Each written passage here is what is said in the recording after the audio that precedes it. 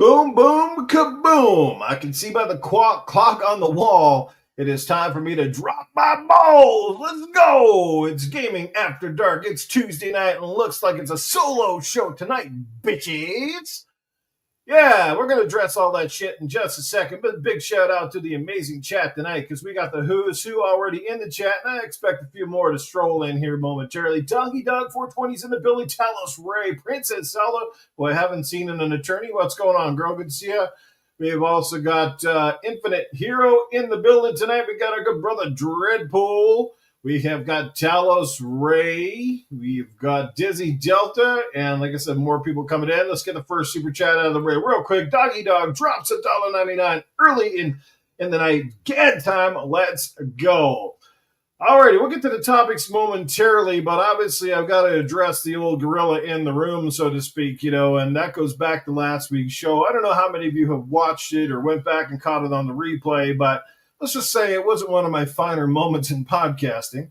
I definitely kind of lost my cool, and it just spiraled from a whole bunch of talk, and a lot of it, was due to the attack in the physical media, which I've always stuck up for, the PC talk, which was fucking heavy-handed the whole time, and this podcast talking over me. It was a whole bunch of things that just kind of irritated me to a boil, and of course I started in on hot, and the list kind of went on, and we all kind of sort of taking some shots at each other, this and that. Well, certainly mostly at me and going back and forth, and I ended up carrying over to Twitter, which kind of had some nasty stuff thrown out there as well, and the comments on my video and the stuff that I took from the community, the majority of the community, really has been headhunting for me. I did have some fantastic people stick up for me on my side, which was great. So it was nice to have a few friends that still think old Noof Nukem's got, a little charm or charisma and still got something to give. So the good news of all this is, though, I'm not shutting down the podcast. Everybody assumed because I went off the air immediately that I was just done. Oh, here goes Noof again. He's shutting down the show. He's not going to do this anymore. No, that isn't the case. I'm carrying on Gaming After Dark one fucking way or another. With or without my panel, we got to sort some shit out. But let me tell you, I'm still going to bring you one hell of a damn show tonight, as a matter of fact. It's going to be a good one. We got RWK in the building. We got Cougar Man in the house. We got Rob is up in here as well.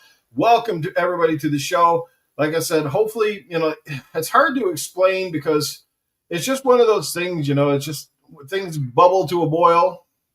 And, you kind of say some stuff that perhaps you regret in the moment. As far as talking to the guys, I've basically really had no contact with them. I'm going to try to sort things out, maybe sooner than later. But you know what?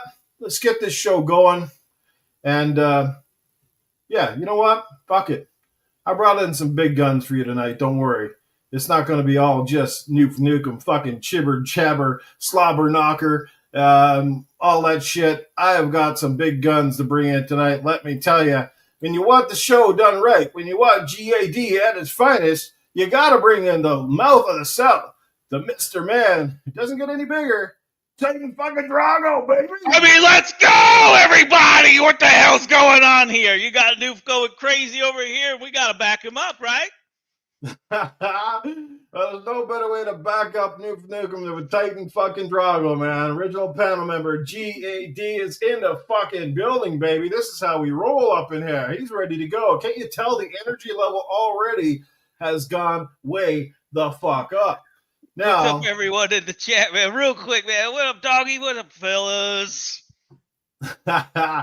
Right? Now, if that wasn't good enough for you, I brought in the man who is making quite the fucking name for himself. His name might rhyme with bag, but there's nothing saggy about him. It's the Mag is in the fucking house. Holy shit. What's going on, ladies and gentlemen? Let me tell you something. You drop the zeros, you got the fucking heroes. All right? We're here now. We're doing what we got to do. We're talking fast. We're talking smart. We got things going on. We got a show to do tonight. We got Gaming After Dark to do tonight. Fuck everybody else. You got what you got right now. Everybody get excited in that chat. And Titan Drago, you're not getting off light tonight, buddy. I've been waiting for months to go after you. Wouldn't dream of it. Wouldn't dream of it for a second. Right? Months. I'm so happy that Princess Zelda's in the chat tonight because you're going to need all the moral support you can fucking get, dude. Because by the end of it, you're going to be dangling by a rope right at the edge of a bridge, ready to go. And she's going to be like, no, honey, please don't do it. Don't do it. And then in the back of her mind, she's going, actually, it wouldn't be bad if he did do it. But anyways, that's what's going to happen tonight, folks. Let's get this show on the road. Mag, where's the real cook at? I know you. Yeah, okay, here we go. Right, where's the real one at? You know? Now, what'd you do with the We got the mouth. They got the man who is smart, and you got Noof Nukem up here is full of shit and confirmed. So here we go. Give me a great fucking show. Might be some live farts on air tonight. Who knows? I'm full of shit anyway, but let's get this rolling. The dream team is back in the building, baby. Don't worry. We're fucking ready to go. And man, guys, I'm sure everybody here is in the chat is surprised as fuck to see you guys on the panel tonight. Yep. Now, I'm going to hate to disappoint everybody here. You guys are not coming back. This isn't a permanent fixture. I just decided to bring in the heavy artillery for tonight's show. And I thought there was no better way to do it than with Titan and with Mag, who gracefully accepted my offer and are here. So I will disappoint you guys up front. They're here for tonight. Maybe they'll be back in the future, but they're not long-term, unfortunately, okay? But glad to have the boys here. Guys, tell everybody what the fuck you've been up to. I mean, I think, Mag, you've been very visible in the community. Yes, sir. Your channel was doing off to a great fucking start, brother. Congratulations. Thank you. Obviously, you're doing really well over with XNC and Colt Eastwood. Titan's certainly been a little more on the laid back side. I think a lot of people were wondering, like, how's Titan doing? What's going on? So we'll start with you, Titan, man. What the fuck have you been up to, brother? Yeah, besides school, obviously teaching the little snot-nosed kids. It's hell, right? But I've been doing a lot of stream and Smite 2 and Rocket League with my buddy Whiskey lately. And I've been making some shorts, and the shorts have really been hitting. I'm at like 4,000 views on some of these shorts and stuff. So yeah, I just tweeted out the other day, like I'm setting some new records for the channel lately. So that's cool. That's awesome, brother. That's awesome. Yeah, no, I definitely see you been heavy on the Smite. We got to hook up for some Call of Duty or something soon too, man. Yeah, they're bringing back the Verdansk map. I'll be down for that too, man. The old school. Oh yeah, Rocky's all excited for that. I'm excited for it. I'm down. Send me the old invite. Send me the badge. Let's hook up and do it. And like I said, that Halo Master Chief collection that we did 2 or 3 weeks ago, that was wild. That was one of the best times we've had in a long time. See me online, man. Send me an invite. I'd love to do that. I'd have to re-download it, but no problem. Looks like I got a few people fucking knocking at my door here. Let's see who the fuck it is. Maybe it's a couple loudmouth motherfuckers. Oh, I think it's that Proto Dickwad. What's going on there, buddy? Well, it's nice of you to have me on the show and kind of bring me up after you haven't, you went radio silent for a week, but that's fine. That's fine. Yeah, I've been radio silent, man. Well, I've had the least amount of problems with anybody in the panel. Certainly you, that's for sure. So glad you could stop in. We'll hash things out in a sec. Yeah. Oh, I see somebody else is fucking knocking at the door. Holy shit, it's fucking Perry. What the fuck is going on, buddy? I don't know. What's up? I don't know. You tell me, man. Everybody's been going to town on me this fucking past week, man. I guess. Yeah, if the skirt fits, wear it, right? You know all about that. Come on. Especially if it's a mini skirt. Oh, yeah. According to Fred's video, fuck, man, I got to get back to eating some pancakes and all sorts of fucking shit. Holy fuck, man. Wasn't expecting that out of Fred, let me tell you. God damn. And who else we got fucking knocking on the door? Another bald fucking bastard looks like my penis head. Oh, you're working hard in the house. What's going on, dirtbag? What's up with you, cocksucker? Oh, just hanging around. Now it's not just fucking hanging around. Oh man, we got to say hello to the chat real quick because I'm Pat is in the building. We got JD is here, and looks like there's one more fucking knock at the door. Let's see who that is. Holy fucking shit! Another mouth from the south. Yo, you cocksucking motherfucker. How you gonna fucking shut the show down like you was wearing a dress yesterday and crying like a fucking baby. And did the PC. Oh no, I still like the hard disk. And then one more thing. Why you gonna let the black guy be last? Hey man, What's up with that, isn't bro? it better to be last than unlike the movies where you die first all the time? Nah, I'm always first, bro. What's up, everybody? What's good, brother? How's it going? Now that all you fuckers are here, I hope that everybody in the having chat fun. is listening up real loud here, real quick. Hear me out. This is April 1st, people, so guess what, guys? April Fools! Bitches! Suckers! Cerebral Paul, you punk, wherever you are. Played y'all like a fiddle. You've been Yeah. pissed, That's right. Sit on that. This whole thing was planned ever since last week. It was planned. It couldn't have went off any better. We do apologize if we pissed off a lot of people, but we are here to say that no, this was planned. Nobody's leaving the panel. There is no beef between the panel. We had a great time with this, laughing at all the shit. Nothing was taken seriously, despite some of the remarks were pretty harsh. But it's all good. Yeah, that's right, Cerebral Paul. The stupid bullshit, baby, when it's April 1st. And we are fucking evil, Frank. What's going on, bro? Yeah. How often does April 1st fall on a Tuesday? How often does Paul's gonna be April going to 1st bed all angry. falls on a Tuesday? You couldn't resist Oh, it. You had to do it. Slendy, brother. Hey, I man. love the video you did, man. I have absolutely no hard feelings to you, brother. I had a good fucking chuckle at it. I thought that was quite interesting.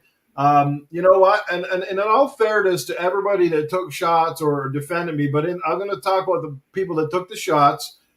In all fairness, I got to say that Perry, Proto, You're Wicked Hot, everybody that's on this panel, Sir X-Man, you guys have friends in the community because they stuck up for all you guys, and they stuck up for you, which is awesome. So that makes me glad to see, you got friends that care about you guys, want to see you do well, and all that stuff. And it was awesome. And of course, there's people stuck up for me too. So I know I'm love not you guys. so. Much love for all you people who took this all in good jest. My God, So- I loved the comments. But yeah, I will say the fallout and everything like that, and just watching it happen, it was epic, man. It was epic, And I'm going to be the first to say, I'm sorry to take the floor right away. I'm going to be the first to say, and I think I had said it in our chat, that I was like real nervous about it and how it was going to go down, but it couldn't have gone down better. If everyone liked the April Fool joke that we played on y'all, say Noof is an asshole. I want you to put in the chat. If you don't like it, Noof's an asshole. Noof's an asshole. Just put a one Well, in the chat. that part is true. I own up to it. I'm an asshole. Nah, we love you, bro. No, it was awesome, man. And we purposely basically stayed away from each other all week because we didn't want to be like retweeting shit and like hanging out or playing games, because it would have kind of seemed a little corny that for people that had a beef to be kind of mucking it up. So I think we played it pretty well, and most people seem to have bought into it. So we got a couple of super chats. We'll get to those right quick. We'll start out with RWK88. He drops them. Take it away, Perry. Bro, I'm throwing for a effing loop here. This is actually looking good as anyway. Let's go. You can always read that on my show, man. It's all good. All right, well, we got one more also coming in for RWK. He drops another $1.99. Bro, what the fuck, y'all? I was worried as fuck. Jesus Christ. There you go. Everybody in the chat send a shout out for Mag and Drago for playing the part. Yeah, the funny thing. The boys Actually, I wasn't. That was the whole part. I was hoping to get Primal Leave here. She said she was going to do the show, but I haven't heard from her in like fucking 3 weeks since I sent out the invites. I hope she's doing okay.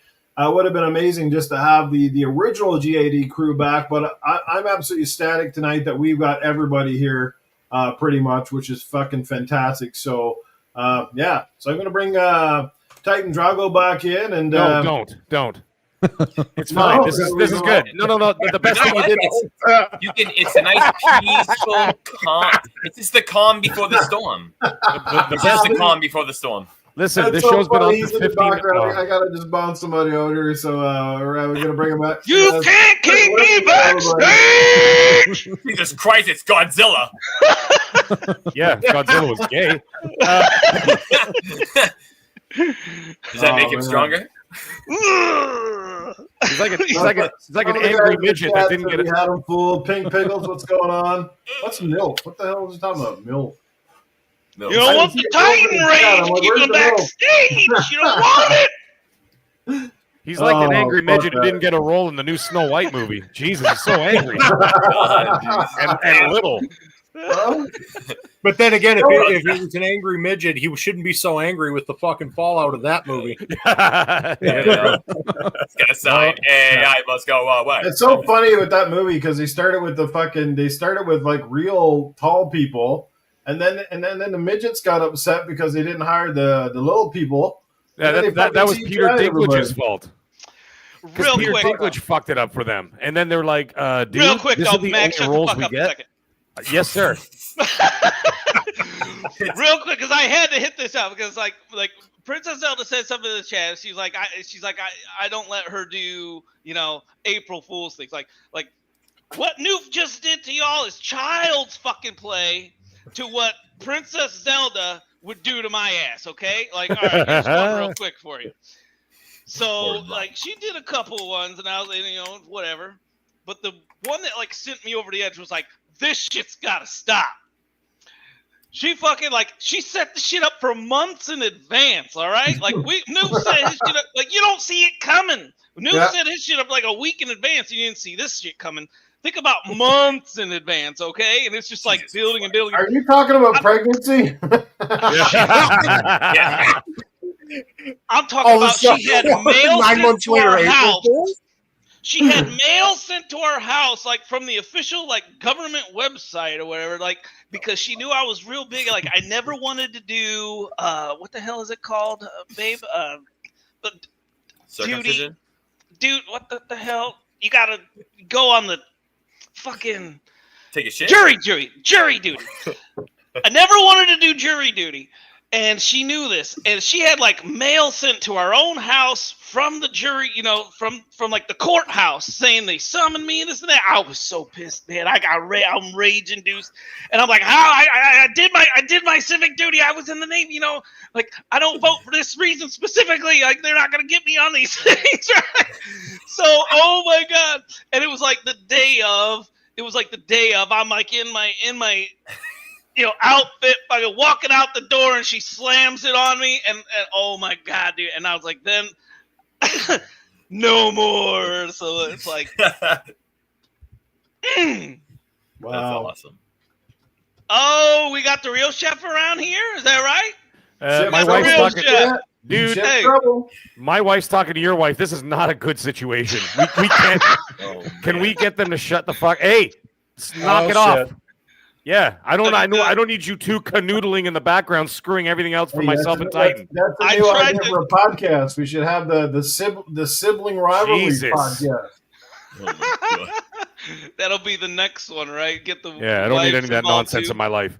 My wife can't talk about games, so I'll just get her to flash her tits in the background, and everybody's like, demonetized. Yep. My wife's already jumping at the bitch. She's like, I can jump in. Snap. Woo! This is awesome. This is fantastic, man. Having everybody here. I'm guessing I'm gonna have to pay for this fucking program because you can only have 6 people on the screen at one time if you're not doing the paid subscription for this stupid fucking app. But we're gonna bring Sir X-Men back in here in a second. So we might as well get into some of the topics. Let's have an easy show here. Just what's everybody been playing? What's the main game on the agenda right now for everybody? Let's start with Mag. Mag, what have you been playing? Obviously, you and your son, you guys have been doing a great job pounding through, what do you call it? That Split Fiction. Yeah, man. Yeah, Split Fiction. That looks like an amazing game. Nice. Let me tell you something. Split Fiction is absolutely amazing. It's my game of the year so far. I'm currently reviewing South of Midnight as we speak, and that review will come out hopefully next week on time. I know some people are releasing their early impressions on April 3rd or whatever, but real life is getting in the way for me, so I won't be able to do it till mid next week. So that's going on. So I got South of Midnight going on. I've got Split Fiction going on, and if you can believe it, I am playing a Ubisoft game, but it ain't Assassin's Creed Shadows. I'll tell you right now, I'm playing Star Wars Outlaws, and it's absolutely amazing. And I got to tell you, after they've done like all these major updates, they did a lot of quality of life updates to the game. They changed a lot of the mechanics. They fixed all the bugs. The game runs like a fucking dream. It is amazing. The graphics are amazing. The sound design is amazing. The music is amazing. It's absolutely incredible, man. And I got to tell you right now, the way I'm playing it, it's like an 8.5 to a 9 out of 10. Not the whatever it ended up with when it got I think it was like 70 something. But that's it got rated that or whatever, reviewed in those scores when the game was a steaming pile of dog shit. You know what I mean? One of the updates didn't it fix some of the stealth because it was very stealth heavy. Well, there's still a lot of stealth in it, but you have the choices now. So now you can either go in hot or you can go in quiet, right? So you could do all that and it doesn't affect the game missions. What they did, the biggest mistake is that they had stealth missions that if you failed or got caught, you had to start all over again. And like it was ridiculous. And people are like, this is insane. Okay. We don't want to do this. Give us the option. And then what ends up happening, if you go in hot or you go in loud, well, you're gonna face the consequences too, but you still have the ability to fight your way out of it, right? The space combat's amazing, everything else is amazing, but this is what I always say. I say it on XNC, I say it on my own channel as well. It all boils down to this. If you want to enjoy Ubisoft, you play their games 6 months to a year after it comes out and half price. And that's the way. That's the best way to consume Ubisoft because by the time they fix all the bullshit, then it's an awesome game because they have the bones and they have the guts of quality games. It's just that their problem is they just don't launch. They don't launch well. You know what I'm saying? And because of that, whatever. But anyways, that's what I'm playing. Long story longer. And then I got Doom coming up as well in the next little while. And then there's some other stuff I can't talk about just yet. I'm doing some other stuff for Ubisoft. I do have one quick question for you, Mag. Maybe you can update us if you've heard anything. Where is the status of Splinter Cell? It's still coming. That if you caught what I just said at the end there, I'm doing some more work for Ubisoft. Right. Yeah. Let's just leave it at that. How about that? Okay. All right. Sir X-Man actually puts a super chat in. You can read that one out, Mag, if you want. Sir, where are you, Sir X-Man? I just had it. There it is. Oh, go for Sir X-Man with $2 US. He's saying why the black guy get kicked out first. Noob. Listen, dude, it's either that or you get murdered at the beginning of the movie. You choose. All right, but at least if you get kicked out first, you get to come back in. All right. Well, the shitty thing is he just paid to get kicked out too. Now. Well, he paid. Yeah. Right. Yeah, let me tell you something. Right. I got to tell you something else. You were talking about StreamYard, right? And you're like, oh, we can only have the 6 guys in here, whatever. Do you know that they raised their prices 67% since a new company bought them out? Do you know how much it costs now for you and I? If you and I want to buy like the medium, whatever, the medium grade, like a subscription, it's like $700 a year Canadian. Jesus. I'm not fucking. I am not fucking kidding. When I was paying for this, I think it was $20 a month.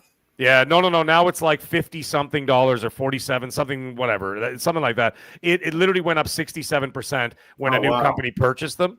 And now the only people left using it. Now what ended up happening is a lot of YouTubers dropped it because they're like, "Fuck you, I'm not paying that."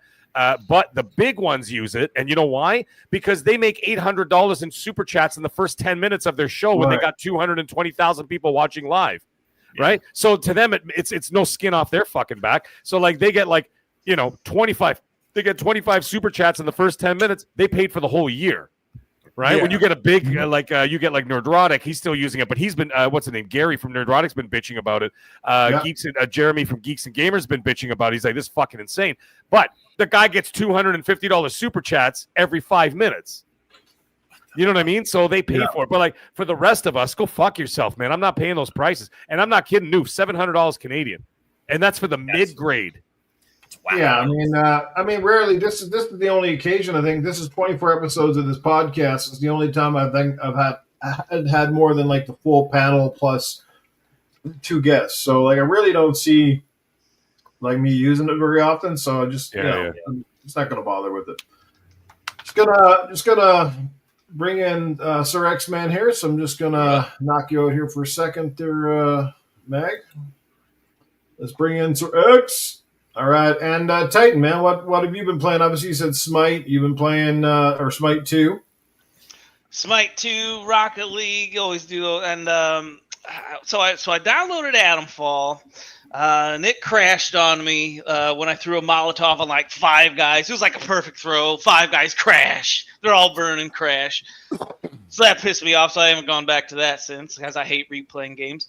And then I was doing Kingdom Come Deliverance 2. How's that game? Pretty good? Well, at first it was like I hate the map system. It's like, I swear, like a left-handed person controlled, like designed like the maps and the controls or whatever when you're on the map screen. So even after I got past all that, I feel like, jacked up just trying to control the map and whatnot. It was like because the story is like really good for me. I really like the combat as I came along with it, and I got much farther than the first one. First one.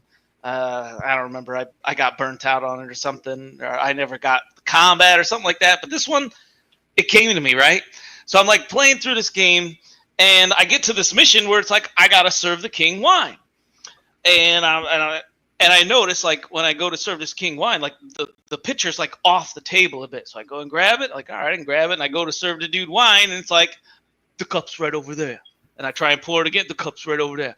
No shit! I'm trying to pour it. The cup's right over there. You motherfucker! So I Google it, and it's like, oh, so I asked AI, and AI is like so nice. It's hard to get him to stay mad at it, And it's like, oh, Titan, it seems like you've run into this problem that other players have complained about too. And it's like, try these 3 things. And it's like, re-download the game. Yeah, that never fucking works. But I did it anyway. Sure as fuck didn't work. And then it's like, try re-download a previous saved game. Okay, so I fucking went back at like a half hour before the shit. Played that half hour, even though, like I said earlier, I hate the fucking replay shit that I already played. And the same shit happened, so I uninstalled that game. Like, fucking no game. I can't get through a game because they're all fucked. And now we can see what we missed: the energy that Titan brings when he describes a video game. Yeah, I love that shit. If you've never played a shooter with Titan either, it's pretty hilarious at times. It's pretty animated. You gotta see me make fun of Whiskey on Rocket League, man. He makes me blow my top. I swear to God, he's an invalid sometimes. That's awesome. I know I played the first Kingdom Come. I thought it was pretty good, but I never did play a lot of it. Probably like several hours into the game. It was pretty cool. So the second one has me intrigued. Anyway, let's go up with Perry, Mr. Game Complainers. First of all, I got to give a shout out to Perry. Well, the whole panel in particular, but Perry and Hot did a fantastic job, in particular with just really playing up this whole April Fool's fucking thing. Like some of the shit that they did on the Twitter and the videos and stuff. I mean, I don't know if you saw the pictures Perry was posting me. Like, I look like fucking Fat Albert, like hugging Phil Spencer. And, you look like fucking Newman from Seinfeld, bro. Fucking Seinfeld, man. Like, there was some shit they had going on. I'm just over here cracking up. It's like, oh my God, they're going all out on this. So, bravo, boys. The majority of people, I think, were played like a fiddle on this one. That's right, baby. Like a skin flute. Yeah, it's not every day like the April Fool's falls on a Tuesday, which is the day of the podcast. So that's why this worked so well. That's because April Fool on a Tuesday. No, I didn't make a horrific cat noise when I went off there, unless it was my cat in the background. So yeah, it's playing different. So is that tight driver? What the fuck happened to his face? It's just semen. It's semen. He's got a little fuzz. No, it's just his face. Now. He's fine. He's fine. That, my friend, is what you call happy grass for your old lady. That's right, baby. Perry, what kind of games have been keeping you busy, man, since we last chatted? I'm still doing Killer Clowns online with everybody. Nice. And then I played Marvel Rivals with Fred a little bit, about an hour and a half, 2 hours. Marvel Rivals is okay. Not really my type of game, but I'll play it. It's fun. This game I really enjoy. Fat shark dude the other night. Which one? You were using some fat shark character or something. I was like, what the fuck is this? Oh, yeah. I don't know who that is. I just picked him because they won't let me pick Spider-Man at that point. So. Oh, like things like Jeff or something like that. Yes, Cyber Gunter. Dude, I'm good now. It was never bad, bro. This is all an April Fool's Day joke. Everybody's here. Everybody's good. There's no beef. There's no bullshit. It's just us, man, having fun, dude. Just a couple guys being dudes, I do appreciate the concern, Dudes and I do being appreciate some of the honesty. Cyber Gunter figured this was just me pulling another bullshit, like I'm done with my podcast, I'm fucking out of here. No, that isn't the case. Gad is not going anywhere. The boys aren't going anywhere, so we're here to stay. So, yeah. That's right. All right. You're wicked hot, man. What's been going on, dude? What have you been up to under the sea? Ooh, well, Under the Sea, we are very busy playing the new Assassin's Creed game. I'm about, I want to say like 27 hours in, and I am, I'm balls deep, baby. I love that shit. Never was a fan, never played any of the other games, and this one's got its hooks in me. Other than that, on EA, I signed up for that new skate game that's coming out whenever. Yep. I signed up for like the alpha or whatever the fuck you want to call it.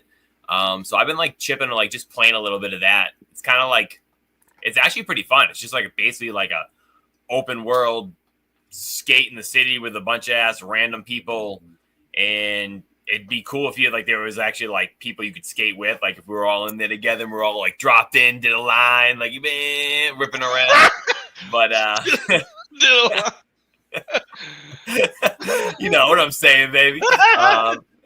But nah, dude, those are the only two games I'm playing. Nice. Well done. Proto, what have you been up to, man? What have you been playing? Oh, man. First off, I got to say, unfortunately, I'm back to work, so my game time's been cut down a bit. So, but I have been keeping up. I finally made it to Gears 5 on my replaying all the Gears and shit. And then it's pertinent to the topic. One of the topics at hand tonight, I actually fired up Metroid Dread again. Nice. So going into that, okay, just like, oh, okay, all right. So yeah, it's where I'm at right now. That's pretty dope. Yeah. Nice. So he's really getting into gaming with the oldies, eh? Well, Metroid Dread is not an oldie, but I love 2 years old now. Yeah, a couple of years old, but it's still part of that classic series, And I never heard anybody say no word about it. I enjoyed it and giving it another go. So, but it's like the sequel of Metroid Fusion. That's right. That's the Switch thing is tomorrow, right? What's that? Nintendo Switch. The Direct is tomorrow, isn't it? Dude. What is it? 9 a.m. Eastern. Yeah, I'm covering it at 8:30 live. Real and all the rest of the details. Yeah. I'm gonna run into we'll talk about that a little bit too after Metroid. Yeah, Sir X-Man. Obviously, you've been playing with some big balls. Apparently, a bowling game. I don't know what else. I'm feeling fucking disrespected today. Oh damn! Get him, X-Man! The oldest guy in the community, and I'm feeling disrespected. You know my time is very precious. See, here's the thing. My time is on your wisdom. You ought to feel ashamed of yourself. Someone ought to feel ashamed. Respect your elders. I got 5 new guns in Battlefield, so fuck you, Wicked. Get off my lawn. Oh, we lost Mag. They killed him. Look at him. He's dead. He's dead. Oh, shit. One thing he burnt the food again. Sound the alarm. Go get the biscuits. Sound the alarm. Smoke in the house. The one thing he's like, oh shit, let me get the fucking fire. Rick, shut up a minute. I knew I left the fire extinguisher in the corner. Walking by there. Oh, what's that? He's got to do the Degeneration X. Come on. I had to take a piss. What the fuck, You had to extinguish the fire. That was your cooking. She just bored you and you're taking a piss. That's convenient. Yeah, Jesus Christ. Oh, man, that's pretty cool. Just get extinguishing a fire. I'm sitting there. Same difference. I'm listening to everybody talking. Star Wars on. I like it. Don't you have some wine to serve, Titan? Anyways, I'm listening to you guys talking. I'm like, oh, I got time. Yeah, to still. and then I'm like, I'm sitting there pissing. I'm washing my hands. I'm like, watch them fucking. He's sitting there staring at an empty chair. I come back and I'm looking at the screen and there's an empty chair and I'm like, that's fucking hilarious. Anyways, by the way, I want to say hi to everybody in the chat because a lot of people are talking in the chat and saying hello to me. So I wasn't able to get to everybody. I got too many screens going and I'm like, oh, well, I'm going to say hi to everybody now. So everybody in the chat that's been saying hello and everything else, love you guys, man. And I miss a lot of you guys because I don't see you over next and see you on my channel. So why don't you come over there and say hi? Yeah. Anyways, Noof, what's up, buddy? That's right. Make sure you go say hello and subscribe to Maggie's channel. I'm not even doing all that. All I care about is I just want people to come and say hello. Doggy dog, where you at? Talos Ray, I see you guys. I don't see you guys in the chat. I don't see you guys on XNC. I'm calling you out. Let's go. Get your ass over there. Titan, I see freaking Talos in your chat. I'm kidding. Yeah. Adjust your frequency. Jesus Christ, it's Talos born. Oh man, what's up, Portal player? How's it going? We kind of got caught up with the games and what everybody's been playing. As far as myself, I didn't say what I was playing. Sir, man. No, I didn't get a chance. You just forgot. No, everybody stop. Wait a minute. Everybody started talking. What did you play, X-Man? What did you play? Let the man talk. I don't care no more. It doesn't matter what you played. I get disrespected on the show. I get disrespected being the last guy, and then some other stuff. I'm disrespected because I'm old. Yeah, I'm a sassy little bitch. Wow. Yeah, Daddy. Apparently somebody's still pissed off, and it's an April Fool's Day. Yeah. So based on that, they say he's they can't sit in bars on the north side. So based on that, he's also been playing Smite. I know a Smite Dude, player when I fuck Smite. I will tell you fuck You don't gotta lie. You don't gotta lie. I've been telling him that shit for about 5-6 years. Disgraceful game. Fuck Smite. Mag's still a virgin. He's scared still. It's all right. Yeah, no, you know what's funny? Actually, Titan, no joke. I like once in a while I look at my phone. It looks like Tabasco sauce. What the fuck? Yeah, it is Tabasco sauce. Like I was trying to say. Like I was trying to say. And me and Wicked are still waiting to get into the Battlefield beta. We are still waiting to get in the Battlefield beta. I've been playing bowling 2021. Unlike the 2019, this one got multiplayer, not just turning it down. So you could do multiplayers with your friends, and I'm waiting for you guys to get it so we can make a league. You sound like my buddy Whiskey trying to get me to get like golfing for like the every golf other year. With friends. I told him I would never play golf with friends. I like real golf on real courses playing when I play golf. I'm not doing no putt a little putt, put under the car. Can you make this putt from underneath a bed or a closet? Skip that. Give me real golf. Unless it's hot shots, that's different. Or the greatest golf of all time, Outlaw Golf. Man likes grass on the field. Outlaw Golf, greatest golf game of all time. Outlaw Golf. I never seen that one. The only golf I play. You've never seen Outlaw Golf? Yeah, I've seen it. Dude. Was that on the 360? Yeah. No, that was on the OG Xbox. Oh, okay. Greatest golf ever.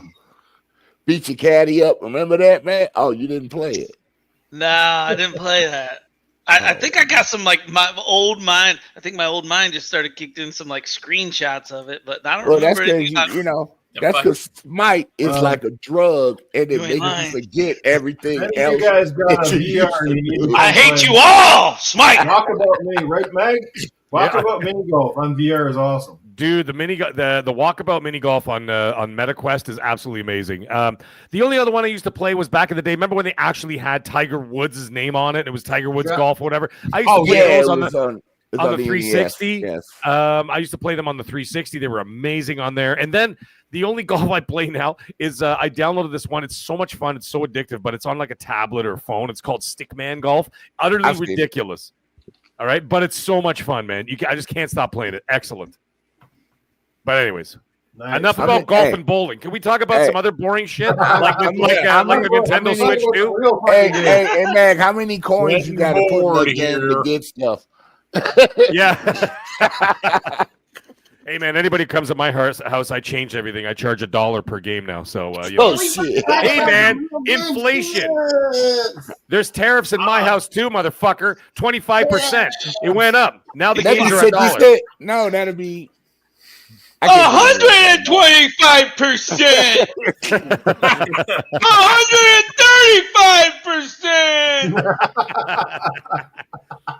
135%. Give me like, never mind, I'm gonna cancel it. What the fuck world did we wake up in, General?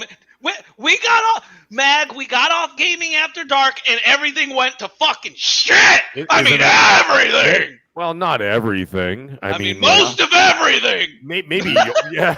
just smite one. Just smite one. I just gonna say this. I'm just gonna say this. I have absorbed so much political content that my brain is just fried. I need this release. Dude, just walk away from it, man. Walk away from it. You know how many people like ask me questions and stuff? I just don't even answer anymore. I'm like, no, guys, we're not doing this. You know what I tell my kids, Jack? Get the fuck out of this country. That's what I tell my kids. Get out of the United States. Why? That's what I tell them. You guys will be just fine. To go nowhere. You guys will be just fine. Don't worry about it. I love that post where it's like, 5 million. Well, the way Canada's going in the next 10 years is going to be mostly fucking chicks. Let me tell you something. Yeah. Canada was what's happening in Canada has nothing to do with what's happening down south because it was happening 10 years before the guy down south showed up. All right, so they can. I remember I've been through the whole thing, dude. I know. Yeah. Everybody's mad at the wrong fucking people. They need to exactly. And they're going, it's their fault. It's their fault. Fuck off. I don't want to talk about it. It's Cerebral Paul's fault. That's his fault. It's Cerebral Paul's fault. And it's totally Cerebral Paul. And it's the launch of the Switch 2, ladies and gentlemen. I can't even handle what happened tonight. After this, we can all say it's all one thing. Greed from the corporations. That's all it is. Period. Point blank. Yep. It's money, man. It all boils down to money. Nobody cares. And the Nintendo Switch 2, I blame that as well. Because nobody wants. Because I'll tell you right now that I don't know, man. Are we talking about that tonight? Are we talking about it? We talk about what we expect to hear from Nintendo tomorrow, but we're going to start really quickly. Nintendo had a direct a couple days ago. They showed off some games. To me, honestly, I just about fell asleep watching this fucking one. I thought it was awful. And the only game that stuck out to me was Metroid Prime, so thank God it's the only game that I feel even sensible to talk about from it. What do you guys think about the new Metroid Prime? Are you excited? Do you think it's just a Switch-only game? Is it going to be on the Switch too? Who's a big Metroid fan in here? What do you think of the Direct in general? Anybody can take the floor on this one. We'll bring Perry back in a second as well. Kick me out because I'm gonna put this one on pause. I'm gonna go take a piss. All right, we're gonna taking a piss. Do not take the Smite controller in your bathroom. Brody, you just want to take it from the top? Oh yeah, fuck it, yeah, I'll take it from the top. Rocket League in the bathroom. Playing Rocket League in the bathroom.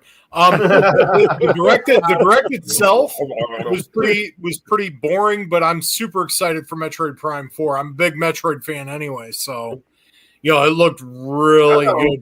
The little bit they showed. Yeah, we don't have a date on it. It's coming this year, right? So I'm expecting fall. Yeah, that's for a while, so it's got to be pretty close. Yeah. Because hell, they teased it a couple of years ago. Yeah, and if Nintendo puts any type of stamp on something, it usually comes out. Like Nintendo rarely slips like a fucking full year down the line. Oh, for sure. Don't be surprised. A big get for Nintendo since Nintendo's not going to have Grand Theft Auto 6 to carry their ass this year, right? Yeah. Oh hell no. Hey, not like they care. They don't even give a shit about it because Nintendo does their own thing anyway. They don't give a shit about Grand Theft Auto. They'll launch anything against it, just like, Nintendo going to on the table no matter what. Yeah. Wow. The only thing saving Nintendo this year is the launch of the Switch 2. And I mean, it was long overdue to begin with because the hardware is so outdated. 8 years now. You know what I mean? Like, it's like, Jesus Christ, guys. That thing was underpowered 8 years ago. But you know what the thing is? But people don't care. People don't care. They'll play the games. They'll do whatever. I just can't do it anymore. I mean, I tried. I bought, what was it called? Legend of Zelda, the new one, Tears of the Kingdom. And I know it was really breathtaking to play a game at 8 frames per fucking second. But, I just can't do it anymore. And I just was like, nah, man. And even Metroid Prime 4, it looked great. I'm like, all right, whatever. But the thing is, I was talking about it with Colt. And I'm like, Colt, is it just me, dude? And it's not about age. Not about age. It really isn't.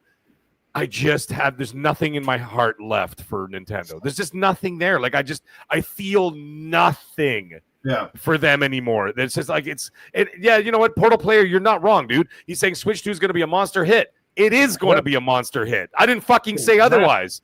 But the thing is, it's going to be a huge hit, but I have nothing left to give them. I just don't care. My kids, they're going to get, I told them, I said, what we're going to do, we're going to, you can trade in your OLED. the OLED Switch, because they got a Switch OLED, that you're going to get a pretty good penny for that. I think about 150, 200 Canadian for that. Not American, but Canadian for that. And then they can put that towards the Switch too. Go ahead and get it, and they can play it. But me, I just can't do it, man. The controllers are shit. They're made for fucking like pygmies. I can't do it, man. I just can't do it anymore. And the games just don't do it. Like, I've played Mario Kart for 40 years. There's not like, it's just like, oh man, I'm done. I'm just done. I'm done. Infinite Hero, emotional damage. Absolutely right. Emotional damage in my heart. Say you're done, Mag, but sooner or later, everybody comes around. Nintendo dangles some kind of carrot. I'm getting it. I'm getting one. Yeah. But it's not for me. It's for the fucking kids. I don't care about it. But the thing is, the other thing is that what they do is when they launch these the new system and the new games and everything else, we're also ignoring the fact that we're going to have like PlayStation and Xbox releasing and third party releasing a shitload of games at the same time. This year and next year are going to be unprecedented in terms of game releases, right? It's going to be massive. Oh, I agree. Who the fuck is going to have time to get into a third system these days, especially when you've got Xbox doing all the third-party stuff. They're pumping it out on PlayStation and Xbox, obviously. PC, you've got the third-party all fighting for position. You've got Tencent investing in more AAA Western companies. They're going to be updating all of that. It's going to be out of control. And what Dizzy Delta's saying is that, by the way, Dizzy, I got some information on that, but the thing is, you're talking about how Rockstar, look at Rockstar holding the second year hostage. They're holding the second year the release of and all the companies hostage. I've spoken to a lot of people in a lot of different publishers and a lot of different studios, and they're pissed with Rockstar, right? Infinite Hero, you're right. Gamers win. But anyways, Nintendo, this is the other thing I was going to say is that what I was telling Colt, and when I did the last show with him, is that we were talking about it. I'm like, dude, is this just seem like the most redundant fucking thing ever by doing a Nintendo Direct like 5 days before you talk about the Switch 2? Well, right. It was their way of getting the last hurrah out of the Switch, getting that last little fucking squeeze of juice, and then all of a sudden now we're going to get everybody hyped for the Switch 2 because that's what I'm guessing this one's going to be about. But like, why did they just wait and show the games like on the Switch 2? Because Nintendo's going to Nintendo. Yeah, like I mean, doesn't it seem kind of silly to do 2 shows within 5 days? It definitely. Oh no, I agree. It definitely seems like it would be counterproductive, but at the same time, Nintendo does what Nintendo does, and they're going to do it because they're going to get every last drop they can get out of the Switch, and you know damn well they're gonna. Yeah, and, you know what? It's true, man. And they're going to make all the money. They're going to make a shitload of money this year. They're going to dominate. Well, they're going to dominate hardware sales to a point, but. The thing is, now there's a question for the panel and the chat. I want to hear from the chat too. Files of Horror. I'm not Mooch. Jesus Christ. Although Mooch and I are mix up. Yeah, I know. It's so funny. But actually, Mooch and I are actually good friends. But anyways, what I was going to ask everybody is this: do you think that Nintendo is going to pull the same old shit that they pull every fucking time they release hardware? Are they going to do this false short supply bullshit in order to create more hype for the product? Okay, so they're saying now. Do you believe them? They say they're planning to have ample supply because they know. But we've heard that song and dance before. Right? That's what I'm saying, Noof. They've said this. They've said this horse shit before. I don't fucking believe them, and they're gonna say, "Oh man, it's all of a sudden, what's gonna happen? They're gonna be, oh well, it was so popular that we still ran out." And I believe Nintendo, as far as I believe them saying Grand Theft Auto 6 is coming out this year, because officially. They have not really said a date. Yeah. So I think they're messing with people. They've done it before. Rockstar has done it before. Look at you. Think that the other companies will make a console price drop potentially this year? Because we know we got all this, I hate to say it, we got all this tariff talk, and the game companies are expecting that prices will only rise. So what do you think happens there this year? Nintendo's going to drop this year. They're going to drop this year. They're going to drop in June, from what I'm hearing. But the other thing is, too, actually, there's an interesting little dynamic that's happening this year that's going to be interesting. Not only do you have the Switch 2 launching in June, and I still think there's going to be this supply shortage or whatever else that they do every time they release hardware. But the thing is, what I'm also thinking is that you also have Grand Theft Auto 6 launching later this year. And as a result of that, you're now going to have an unprecedented amount of sales of Xboxes and PlayStations, because there's a lot of normies that have PS4s and Xbox One still. If you look out there in the wild, you know how many PS4s and Xbox Ones are still active right now? It is insane. The tens of millions of people still playing on those consoles. They will not be able to play GTA 6 on those consoles. So what's going to happen is, and you're also not going to be able to play the game on PC. So these people are now going to begrudgingly going, fine, I stretched this thing long enough. They're going to have to go out and get a PS5 or an Xbox Series console. And so now you're going to see a huge leap in those console sales, on top of the fact that you have a new console release of the Switch 2 this year. And when people say console gaming is dead, that is fucking bullshit, because you're going to watch at the end of the year an unprecedented amount of hardware is going to be moving out the doors this year. Oh yeah, all those PC Master Race clowns out there that are on podcasts say, "Oh, it's console's dead, Yeah, they're going to be eating their fucking words. It's going to be hilarious. Here's the one part y'all forgot. Canada, you really ain't got no tariffs like crazy in China. But the U.S. got tariffs. No, China. So if you want to get a PlayStation 5, send it to those Noob. tariffs, it's gonna cost as much as you pay people paying in Canada. China just imposed 100% tariffs on Canada on a bunch of products. I swear to God. So when the other guy did 25%. Well, go look it up. You can Google it right now, and you can see it. Trump, Jesus Christ. China implemented 100% tariffs on certain products going to Canada, but not technical hardware. So that was not on the list. So I don't think that console sales or game sales are going to be affected by any of that stuff. It doesn't make any sense. But either way, that's a fact too. So over here, it's going to be affected, though. I understand. Yeah. There you go. See, Mental just got it right there. He said China has slapped us with 100% tariffs on a bunch of stuff. There you go. So that's happening right now, but it's not in the news because it's not popular. Ooh, this is they get more eyeballs if you say the other guy's name, right? Hey, Noof, aren't you glad you get digital, which stays at the same price? There's no tax on digital content like that. There's no tariff on digital content. Sorry, Noof. No, you can't do anything about that because digital content is not a tangible product. So your physicals are going up, Noof. Your physicals are going up, man. Physical direction. Okay, never mind. A lot of this is dairy products and eggs and milk and shit like that. It's not the other stuff. Unless they make the GTA 6 discs out of eggs, I don't see it being an issue. Make it all digital. Let's go. That's going to be a too big a game. Technically, it's digital anyway, even if you have a disc. That's true. That's true, Sir X, man, because basically all it is just a key code in order to prove that you purchased the product. There's no game on the disc. So, get the physical when it goes on sale somewhere later and gets cheaper. What the hell is that? You'll always have a disc tray. I just bought it in your butt. Got it for $17. No, these next consoles might not have disc drives, dude. No, I'm talking about Noof will always have a disc drive because he can stick the disc in his butt. Those are some shitty games I got there. Well, the funny thing is, with a lot of these, a lot of the consoles I have disc drives, including the Series X that I have. My wife's got a PS5, but it's like a nun's box. It just sits there unused for years, right? So I use it because I got Blu-ray discs and regular DVDs that I still play in it sometimes. I like it. You probably watch VHSs. Now, I got a VHS player. Let me guess. Yeah. You're a laser disc guy. Nah, I knew somebody who had a laser disc. 12-inch disc. You gotta put in. I know, right? I seen one, man. This some big old motherfucker. I know.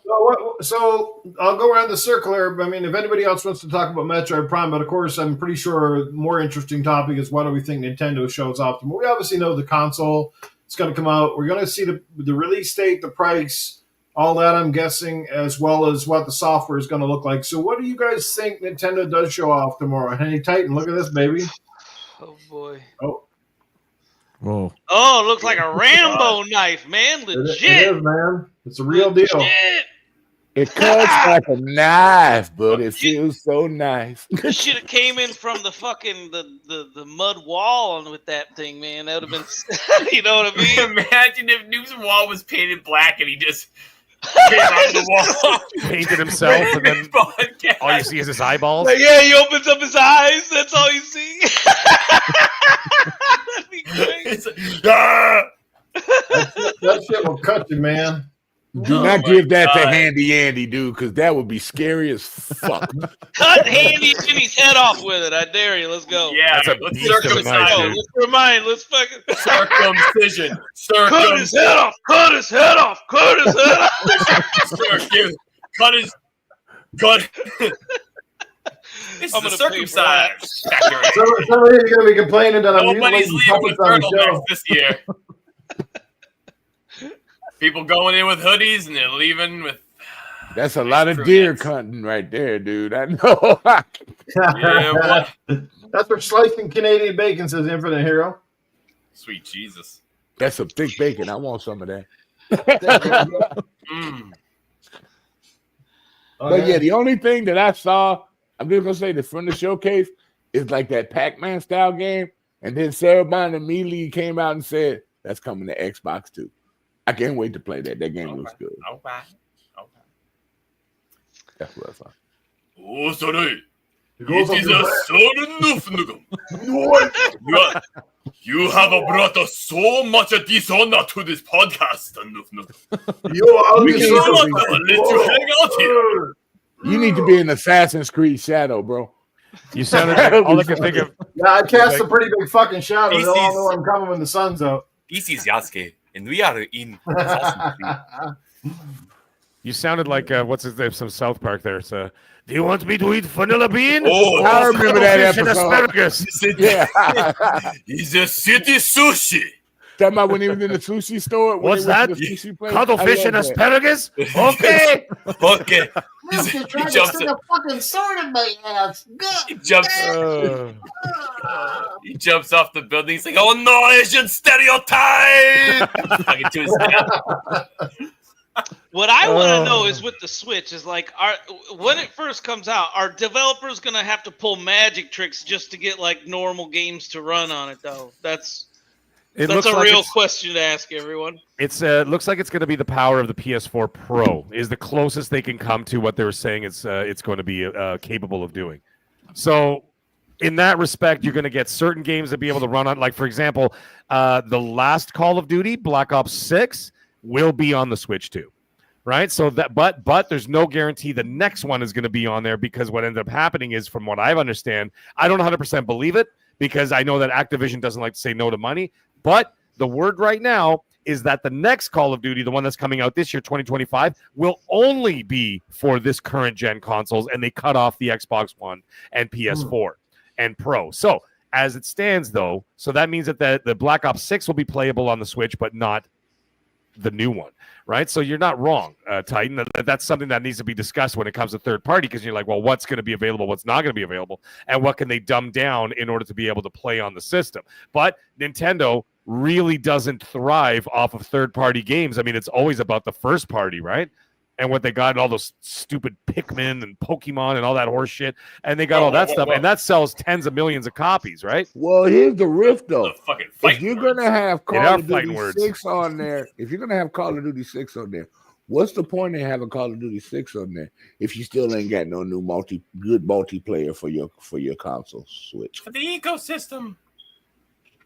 The ecosystem, let me type in my friend 1-872-597-4. I love that. I love that, eh? It's like your friend's name is a serial code, for Christ's sake. Oh my God! Social security number. Yeah. Right, I was about to say that. Why does my friend's code match my social security number? Yeah. So here's the fun thing. Nintendo actually fixes Call of that, Duty like, 6 announces is that tomorrow and any crossplay, online right? stuff. Yes. We know they're going to have tiers. They're supposed to have tiers of subscription, but do you think they're finally going to get with the times and have like sensible fucking online?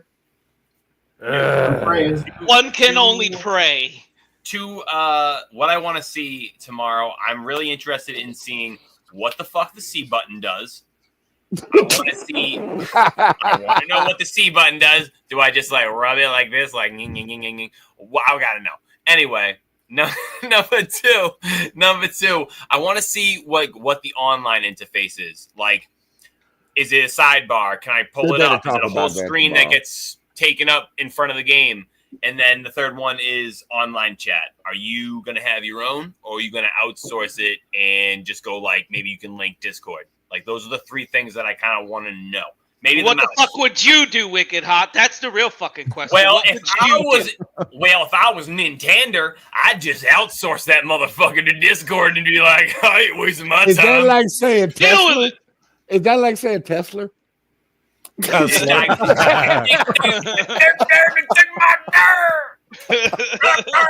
see, you're more worried about the C button. Now, all you got to do, if you already know how to rub a nipple, you'll be fine. Whoa, what was that? The C button. He's talking about rubbing the C button. Rub the nipple, it's fine. We're over here talking about Nintendo, and this man's talking about nipples. Yeah, I know. I brought it around. It was about the C button. You brought up the C button. I like it. I like where we're going here.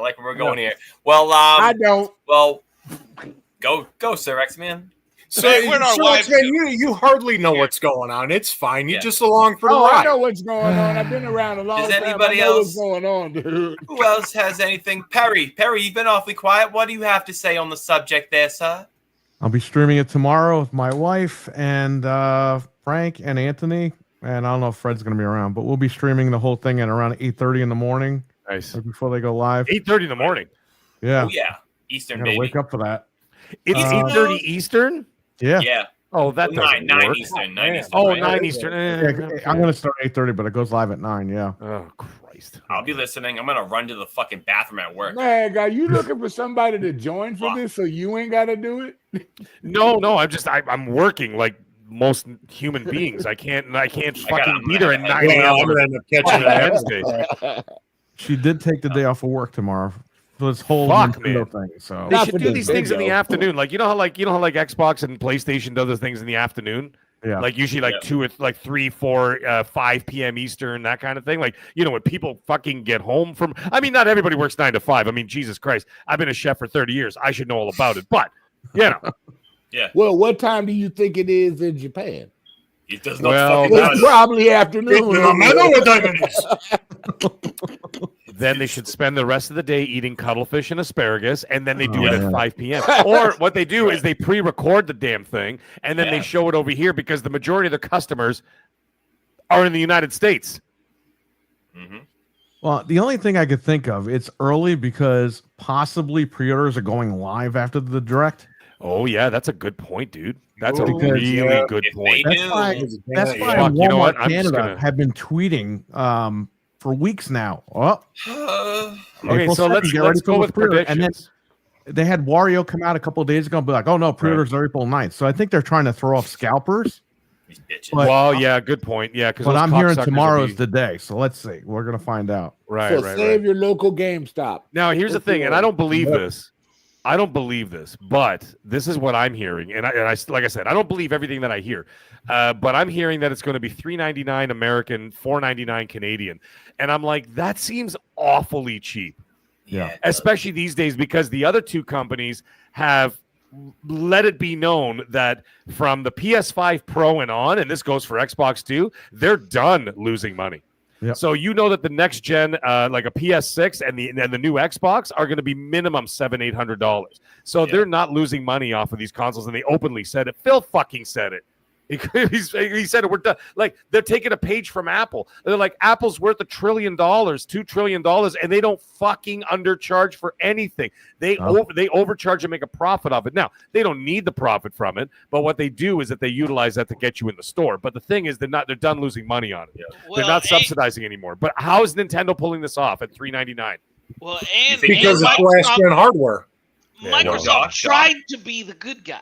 They tried that, right? They sold the Series console at a loss, and it was fantastic at the time. Where did it get them? It should have gotten them. Like if gamers had fucking brains in their heads, if they could fucking see the deal that they got, but no, they're fucking. I love my PlayStation. It's the bigger brand, man. Somebody needs to screen cap that right there. Fuck, man. It's like, So guys, and then they step on a rake every realize other you're fucking 10 brainwashed. minutes. Fucking realize True. it. You're brainwashed out of your mind. Like, this is that was a great deal. Who the fuck said that wasn't a great, like, that with Game Pass? All right, well, that was Microsoft like playing nice. Like so I don't think they got where they want. Do you think they got, like, I don't think Mag thinks they got where they wanted, right? No, God, no. I know Yeah. it's a fact. They look at well, I can't get into everything that they said because I speak to a lot of people at Microsoft, but this is a complete wash. This gen was a complete wash for them, and that's why Project Latitude took off, because then what ended up happening is the accounting department ended up taking over and going to, I can't tell you who went over to Satya, but someone went over to Satya and to Amy Hood and said, we need to try this strategy. And then that's when Project Latitude took off. That went over Phil's head. That had nothing to do with Phil Spencer. So the people who are shitting all over that guy, I'm telling you right now, you're pointing your fingers at the wrong fucking people. That's what I've been trying to tell people. And that's about as uncryptic as I can be, because I do not want to get people in trouble or myself in trouble, because I know who the Phantom Menace really was, who changed the direction. But you know what? They don't give a fuck. And I kept telling everybody, I'm like, guys, you're going to regret one day. And I'm going to say this right now. You're going to regret the day that you lose somebody like Phil Spencer. You know why? Because Phil Spencer was a gamer.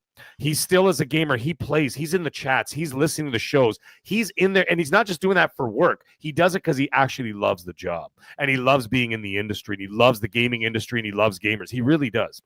But when he goes, you're going to be left with a bunch of corporate cunts who don't give a fuck about you. Microsoft don't give a shit about you.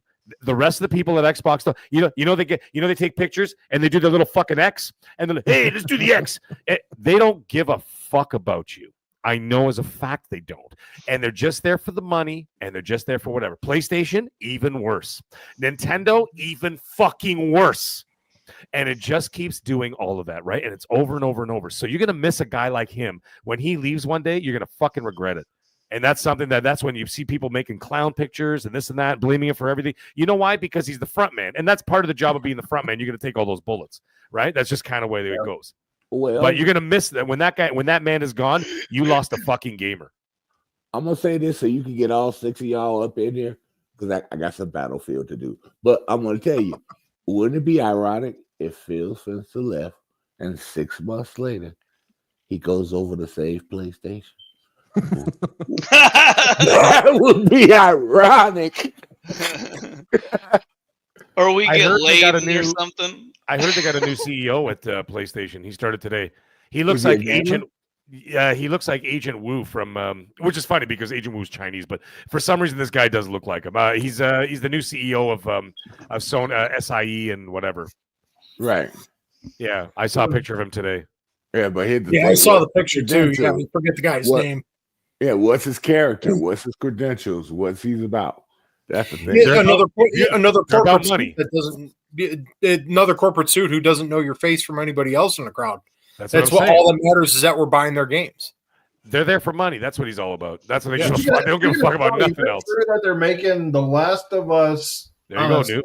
Disc, like the 2 versions, and it's $110. Yeah, you know why they're doing that? Keep that. They're doing that because the HBO show's coming out, and a bunch of normies who've never played Last of Us are going to go, ooh, what's this? And they're repackaging it again. So they're not selling it to me. They're not selling because I already have all the versions. And then, and other gamers have it too. They're doing this for like the normies again, right? So they relaunch it. They did the same thing last year when the first season came out, right? So they're doing it again. But in other words, an epic fail. What's that? In other words, an epic fail, because most of the people that's played The Last of Us, that have a PlayStation, that wanted to play The Last of Us, have played it. Everyone else that didn't buy the game, even if you had it on deep sales. There was a bit of a sales bump, but nothing significant. No. Yeah. Like there was a bit of one, and it was during that show. It was during the show, so they're like, all right, let's do it again. So they're just going to package it up again, but because now they're into season 2, right? So now once the spoilers from season 2 happen, well, now they've got the game for that too. So I don't think they wanted to release that other one before. But anyway, whatever. They're just going to keep doing that. But there's only one game I've seen that had mega replay value and people started buying it, and that was right after the Fallout series. Dreadpool, I was Dreadpool, I was the surprise tonight, and Mag was the April Fool's joke. Sorry. Wow. Nice. Enjoy that, Titan. I win! Just enjoy your short-lived victory. Yeah, it won't last for very long. Everybody gets one, right? At least Bag plays more than just spite.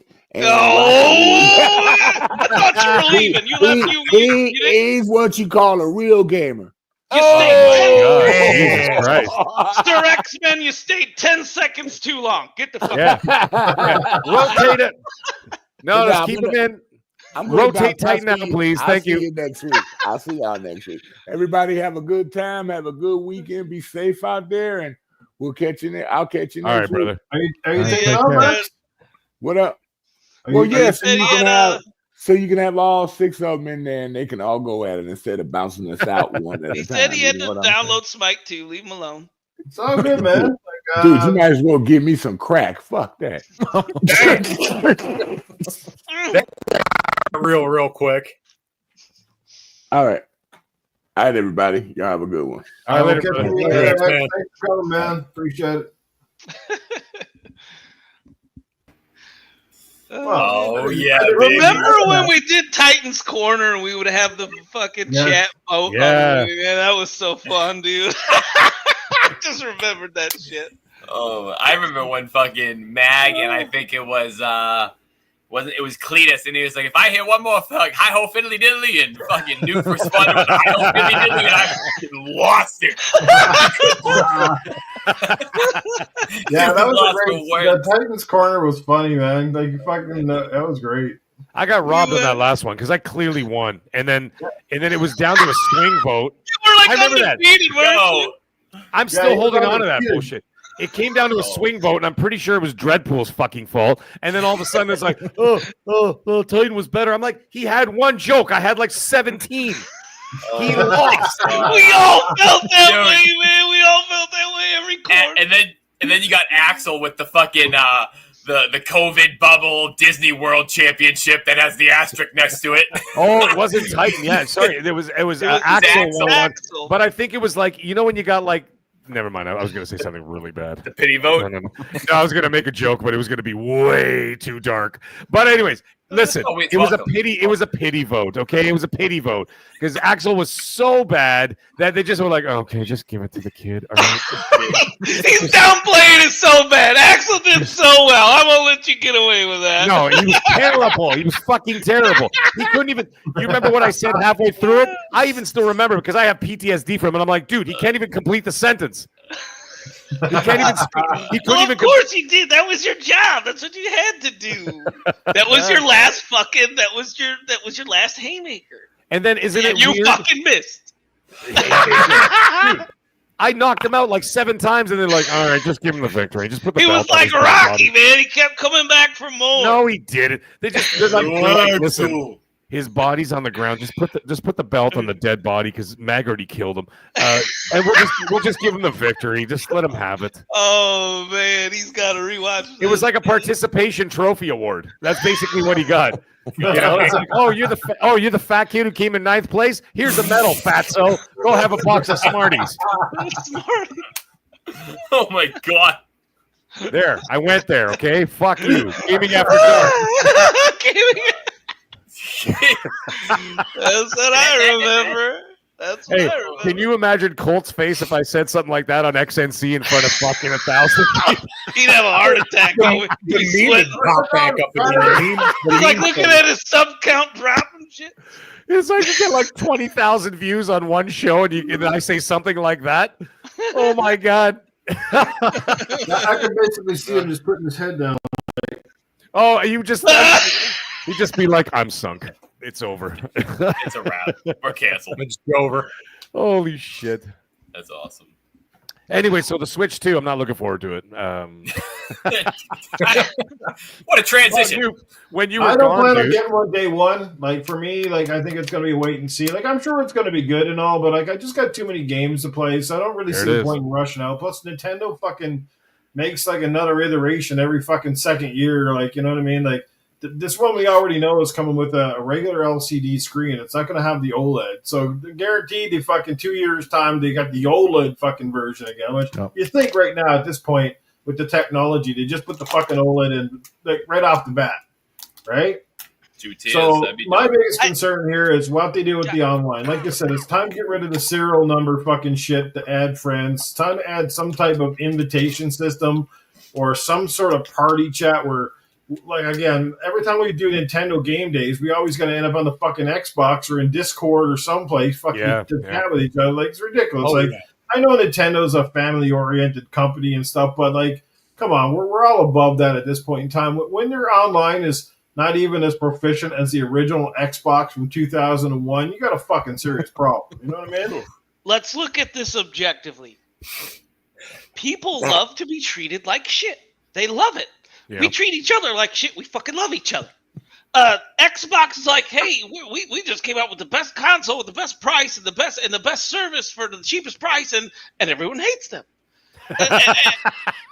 PlayStation this guy's does making a lot of sense. You know, PlayStation is like, exclusive. Everything's more expensive here. You would love it. Money cat. As long as I can, but the people that are brainwashed by it, they fucking love them. Nintendo is even worse. It's like Nintendo's they're gonna sell you a fucking 2 generation old new console with a with a water screen, okay?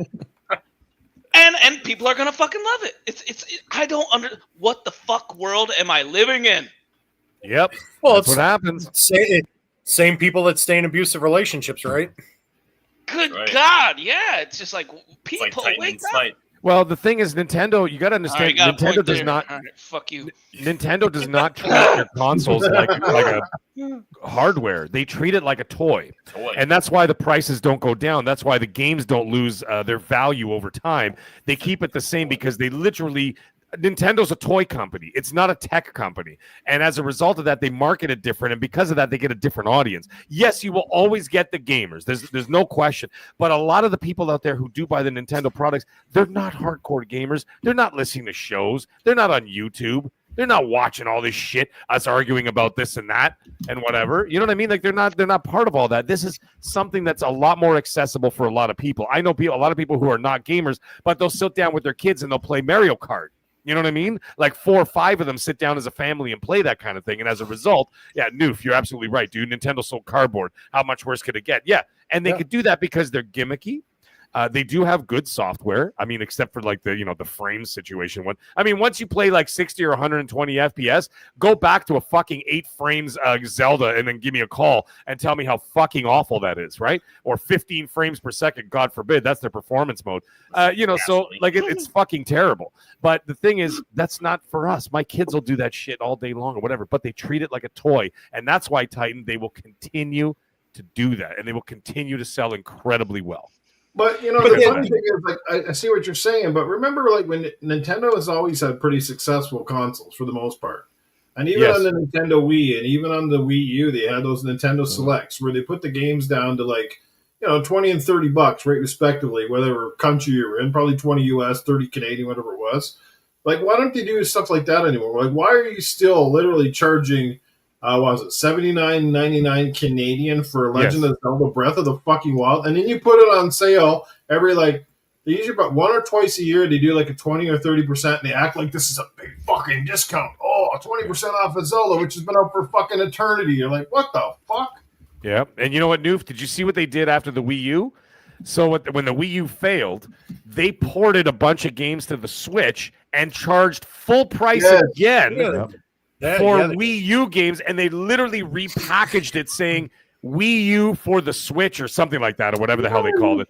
And they still charged $80, which up here in Canada, $79.99, or $79.99 is about almost $100 for a game, right? And then when you get to like Breath of the Wild or not Breath of the Wild, when you get to like Tears of the Kingdom, like the newer ones, they were charging $89.99, which is $106.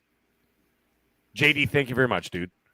Yeah, $106 for a new game up here, right? That's with tax and everything included, at least in Ontario. So, yeah, it's brutal.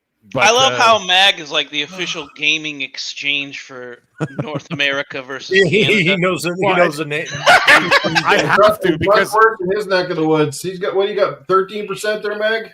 13%. Yes.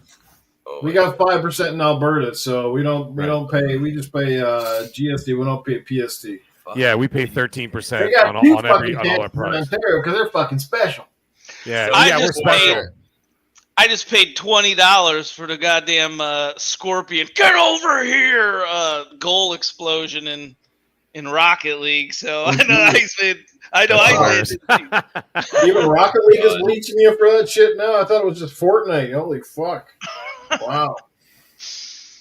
You know, Noof, I'd live in Alberta with you, dude, if it wasn't fucking winter for 10 months of the year. That's the only thing that holds me back. That's all it is, man. Because, dude, it gets fucking cold there quick. Not like here in Ontario. Everything east of Ontario, we need to fucking cut off from this country because they're all going to fucking vote in the liberal dipshit again. So, dude, you know why we have 13% tax on everything? Is because we're carrying the whole east side of the country because they're all sitting at fucking home. Unemployed. They're like, I'm just drinking beer, eh? Yeah, don't drink beer to play look, eh? And I'm like, yeah, enjoy it. We're paying for you, fuck faces. Yeah, while you guys sit around and drink beer and smoke. Well, it's like that pole shift happened. I swear, you guys should be living in luxury by now, like in tropics. You know, the pole shift happened. Like, it snowed here in Georgia. Dude, you can make $200,000 a year in Ontario and live in fucking poverty. Yeah. I know people that, and I don't know the person that I've seen people that work in the food banks or whatever, even like 10, 15 minutes away from my house. 2 parents, full-time jobs, and they're still getting food from the food bank because they can't feed their kids. That's what's happening in Ontario. Yeah, that's a fact. Anyways, so the Nintendo. Niagara Falls, Ontario. Yeah, and then Nintendo. Niagara Falls, like the United States. And like the same, like a fucking for $700,000 for a little shitbox house in Niagara Falls, Ontario, is like a goddamn mansion. If you go in the United States, it's like your housing is just way more. Depending on where you go. Depending on where you go. Yeah. Yeah. Well, I mean, it's always going to be expensive. Man, it's like our housing is just ridiculous up here. Period. It's just stupid. It's insane how you can drive a few hours and it's like housing is like ridiculously differently priced. Yeah. And you drive a few more hours, the same thing. And every few hours, it's like it's like a complete reality. You get some extras in Canada. You get a moldy roof and rats. That's accessories. That's accessories. Yeah, I would move to Alberta. It's way cheaper out there than it is over in Ontario. It's out of control, man. Over here, like you can get 1-bedroom condos, like not even in the city. We're talking midtown, like before you get to the city. Start at $1 million for a 1-bedroom condo. The fuck? Yeah, start at $1 million. Holy fuck! My brother had a 1.5-bedroom condo when he first got married. He sold it for $950,000. Jesus. It reminds me of that meme of and it wasn't even in the city. It reminds me of that meme of House Hunters where it's like, yeah, me and my husband like breeds gerbils and I'm an artist and we make like $500,000 a year. Like, it's like, how do you do it? Oh, dude, when I watch those shows, if I had any fucking hair, I'd be ripping it out because I'm watching the show and there's a couple and they're in like somewhere in like rural Texas and they're like, I don't know, 7-bedroom house, swimming pool, tennis court, basketball court, 8-car garage, 180,000 seems a little steep. And I'm like, what the fuck? Oh yeah, dude, that's like, I could buy 25 of those. Yeah, we're not as bad as Canada up there, but Massachusetts, man, it's like I look down south of these houses and I'm like, what the fuck? And then I come up here and I'm like, oh, it's 500,000 for the house, and I need to do everything. It's like, how the fuck am I supposed to live here? Yeah. It's fucking wild. Yeah, it's like around here too, because X and I will both tell you because we're both in Chicago, both in the Chicago area. And then you just go downstate Illinois and it's night and day. Yeah, it's wild. What I spend in my apartment here, I could have like a 4-bedroom house downstate. The thing is, the problem is here, if you drive to a rural area like up north or whatever else where it is cheap, It's fucking minus 30 in August. So, like, you know what I mean? Because, like, the second half of the country, by the way, not all Canada is a fucking frozen wasteland. Like, we're hot as fuck in the summer here. Like, I get, like, the temperatures get up to 100. Well, I'll translate it. Like, 115, sometimes 120 degrees in the summertime here in Toronto. It's fucking hot. So, but the thing is, the second half of our country is a tundra wasteland, right? So, if you want to go where the housing is cheap, the winter starts in fucking July, right? And then it ends in May. So, like, sure, you could buy a house for $200,000, but you have to fucking be in winter for 11 months of the year, you know, and you have to be up there wearing fucking parkas and be like, oh, the winters are tough up here. Yeah. I go, we drink seal blood in order to stay alive up here. And the winters were rough. And you just club them right in the street. Yeah. Everyone naturally talks like that. Yeah. Myself and Noof Nukem had to trudge very hard in the tundra in order to survive another winter. But we don't talk like Harris and Philip. So, anyways, the Switch 2. Anybody buying it? I have a question. Perry has 13 Xbox Series X's, so he will buy one. He cornered the market on Series X. Now he's got to work on Switch 2. Excuse me, I have 13 Series X's and 3 Series S's. Will it run Smite 2? Well, yeah. I don't see why it wouldn't. Well, I got this. I mean, I'm pretty sure a gerbil on a wheel can run Smite 2, so I think it should be okay. Your Mortal Kombat arcade back there could probably run it. Yeah. Perry, did you get the new AMD card, or that's the NVIDIA one, right? He's lying. There's not a card in there. Those are little Debbie's in there. I know there's $700 to there's a card in here. Is that the AI one? It was $700 for the box. Is that the AI one? Is that the one that goes off of AI? It's the devil. Yeah, these are the new ones. Let me know how that is, man. Message me, Perry. Let me know. Yeah, I'll let you know Yeah. when I freaking build this thing in the summer. That'd be hot. Oh, wow. Nice. Why'd you just buy the goddamn box then?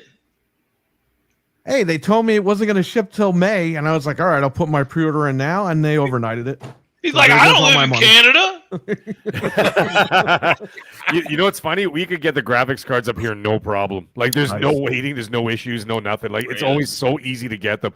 Like, even with the other hardware that's like a lot of people getting, like when remember when during the pandemic when it was hard to get a series consoles and like that and a PS5, whatever's impossible. Yep. Yeah, they were like sitting there. Card cost a mortgage payment up here. Well, yeah, they cost a lot. That's probably why they're sitting on the fucking shelves.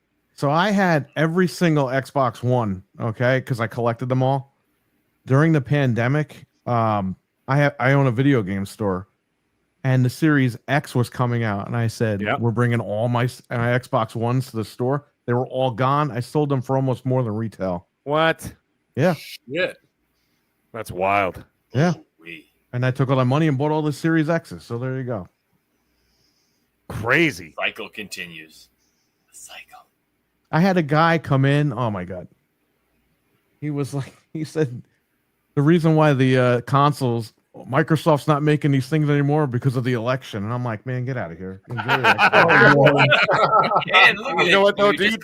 Just release a news story and not everybody. Half of the country will fucking believe it. So yeah, you could say that and they'll believe that shit. Yeah, he said Sony and Bill Gates were in on it together. And I'm like, bro, get out of here. Like, oh, Jesus. Enjoy your Xbox, sir. It's like those political commercials you see, like you listen to on the radio. Noof, have you heard those commercials? Mark Carney breathed the same air as Donald Trump. Are you going to vote for Mark Carney? He raped Canada. You know, and then you're like, okay. And then all of a sudden you listen to the next commercial. Did you hear the heckler at his fucking speech in the background? He said, how many kids or something did you rape on Epstein's Island? Oh my God, that's unfucking believable. That's crazy. But like, yeah, fucking thing, and Carney just looks. He goes, "Whoa!" Oh, it's fucking wild. Oh my goodness, dude! Fucking crazy, man. So maybe that's where he blocked out all the fishermen when he went back to Newfoundland. He locked out all the fishermen outside the building. He wouldn't let him in. They had too many hard questions for him. Apparently, he didn't want to answer. Well, either that, or he probably didn't understand them. That's probably it too. They're trying to ask me. Harry McKay, he's ready to get in the boat. That's a fucking water body, George. Dude, I was in Newfoundland. I had no idea what the fuck people are saying for like 3 days. I was just like, what the fuck did he just say? They're like, oh, you must and I'm like, yeah, sure. And like I probably just said, yeah, hey dude, we're gonna go rob old ladies for fucking cash, and then we're gonna have, I'm like, okay, cool. Meg, we're gonna get into Joel Street. You want to come down with us, eh? Yeah, fuck. Oh my god, dude. Newfoundland is the nicest people on earth. I passed out outside of a strip club, like out. And I had a shitload of money in my pocket. And two newfies, picked me up. And I was fucking gone, but I was still like aware. They picked me up off the ground. The dude went into my pocket, pulled out hundreds of dollars of cash. He took out $10 and gave it to the cab driver and said, take him back to his hotel. And he says, we got to find out what hotel. And I told him. And they says, take him back to his hotel. He put the rest of the money back in my wallet, put it back in my pants, and then put me in the cab. Wow. And he woke up. Golly, you do that in America, all your money's gone. Dead. Your identity's stolen. You're naked in the street. He'll be never mind. Yeah, they would have murdered me for no reason. You know what I mean? Fucking goddamn. Yep. And I'll never forget those. I'll never forget those guys. Because if he comes on with me and might get with me, missus, eh? Yeah, it's wild. And then oh, by the way, I have another story. This is before my wife was. Oh, Axel's here. He said the champ is here. I think he might the champ of mediocrity. You're like a half hour late, man. We talked about this. Oh man, the moment has passed. Yeah. Anyways, we were talking all about that, buddy. Dude, we were having some fun tonight, man. And you know the funny thing is, about 10% of it was gaming. The rest of it we're just talking about like just regular stuff. Yeah, we're just shooting the theater tonight. It's the first time we've had like this whole crew together. It's crazy. Yeah, we're having fun, man. It's a good time. There's not a whole lot of news this week anyway, really. Not really. Not yet. Tomorrow's the big day, dude. Tomorrow's the big day. A couple more days. We got South of Midnight to chat about and see how those reviews turn out. So far, I'm getting the impression that people are liking it. Ooh, I'm ready for it. I'm ready. I can't. I mean, I'm really enjoying Avowed, and I thought I wouldn't like it, but I like Avowed. So yeah. You can't speak because of Nambla. I can't say anything. I'm just gonna sit here silent for once. Nambla's got his stuff. Can we get an NDA for Mag for everything? That's what I want. I can't talk. I can't talk about anything. Just a blanket NDA for Mag. Yeah. So when people are like, "Hey, what do you think about it?" I'm like, "Yeah." that's my answer. Mag, what'd you think of Titan Dragon playing Smite? Yeah.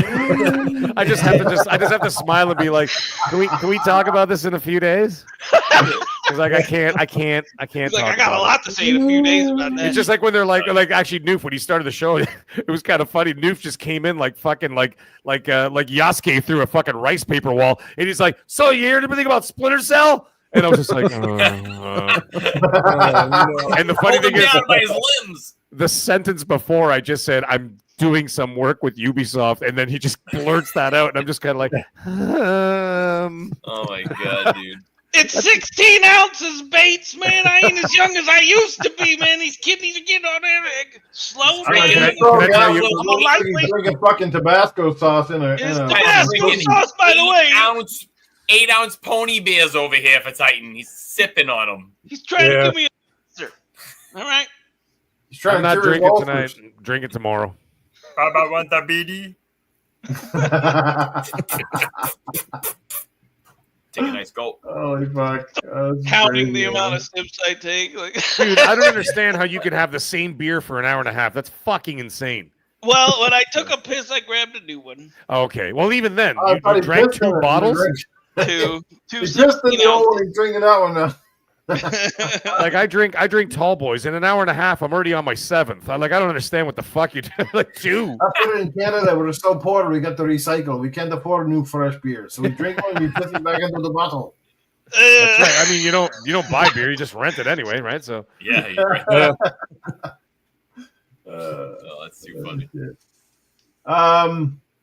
Yeah, I don't know. You expect any other big games though on the agenda tomorrow? Like, I suspect obviously we're going to see a Mario Kart game because they kind of showed that off. Metroid. Do you think they bring out another? I mean, Nintendo's notorious for having a Mario game that's usually at launch or shortly thereafter. So you think we see either a new Galaxy game or perhaps a remaster of something older, or perhaps something new like what was it, Mario Odyssey 2, perhaps?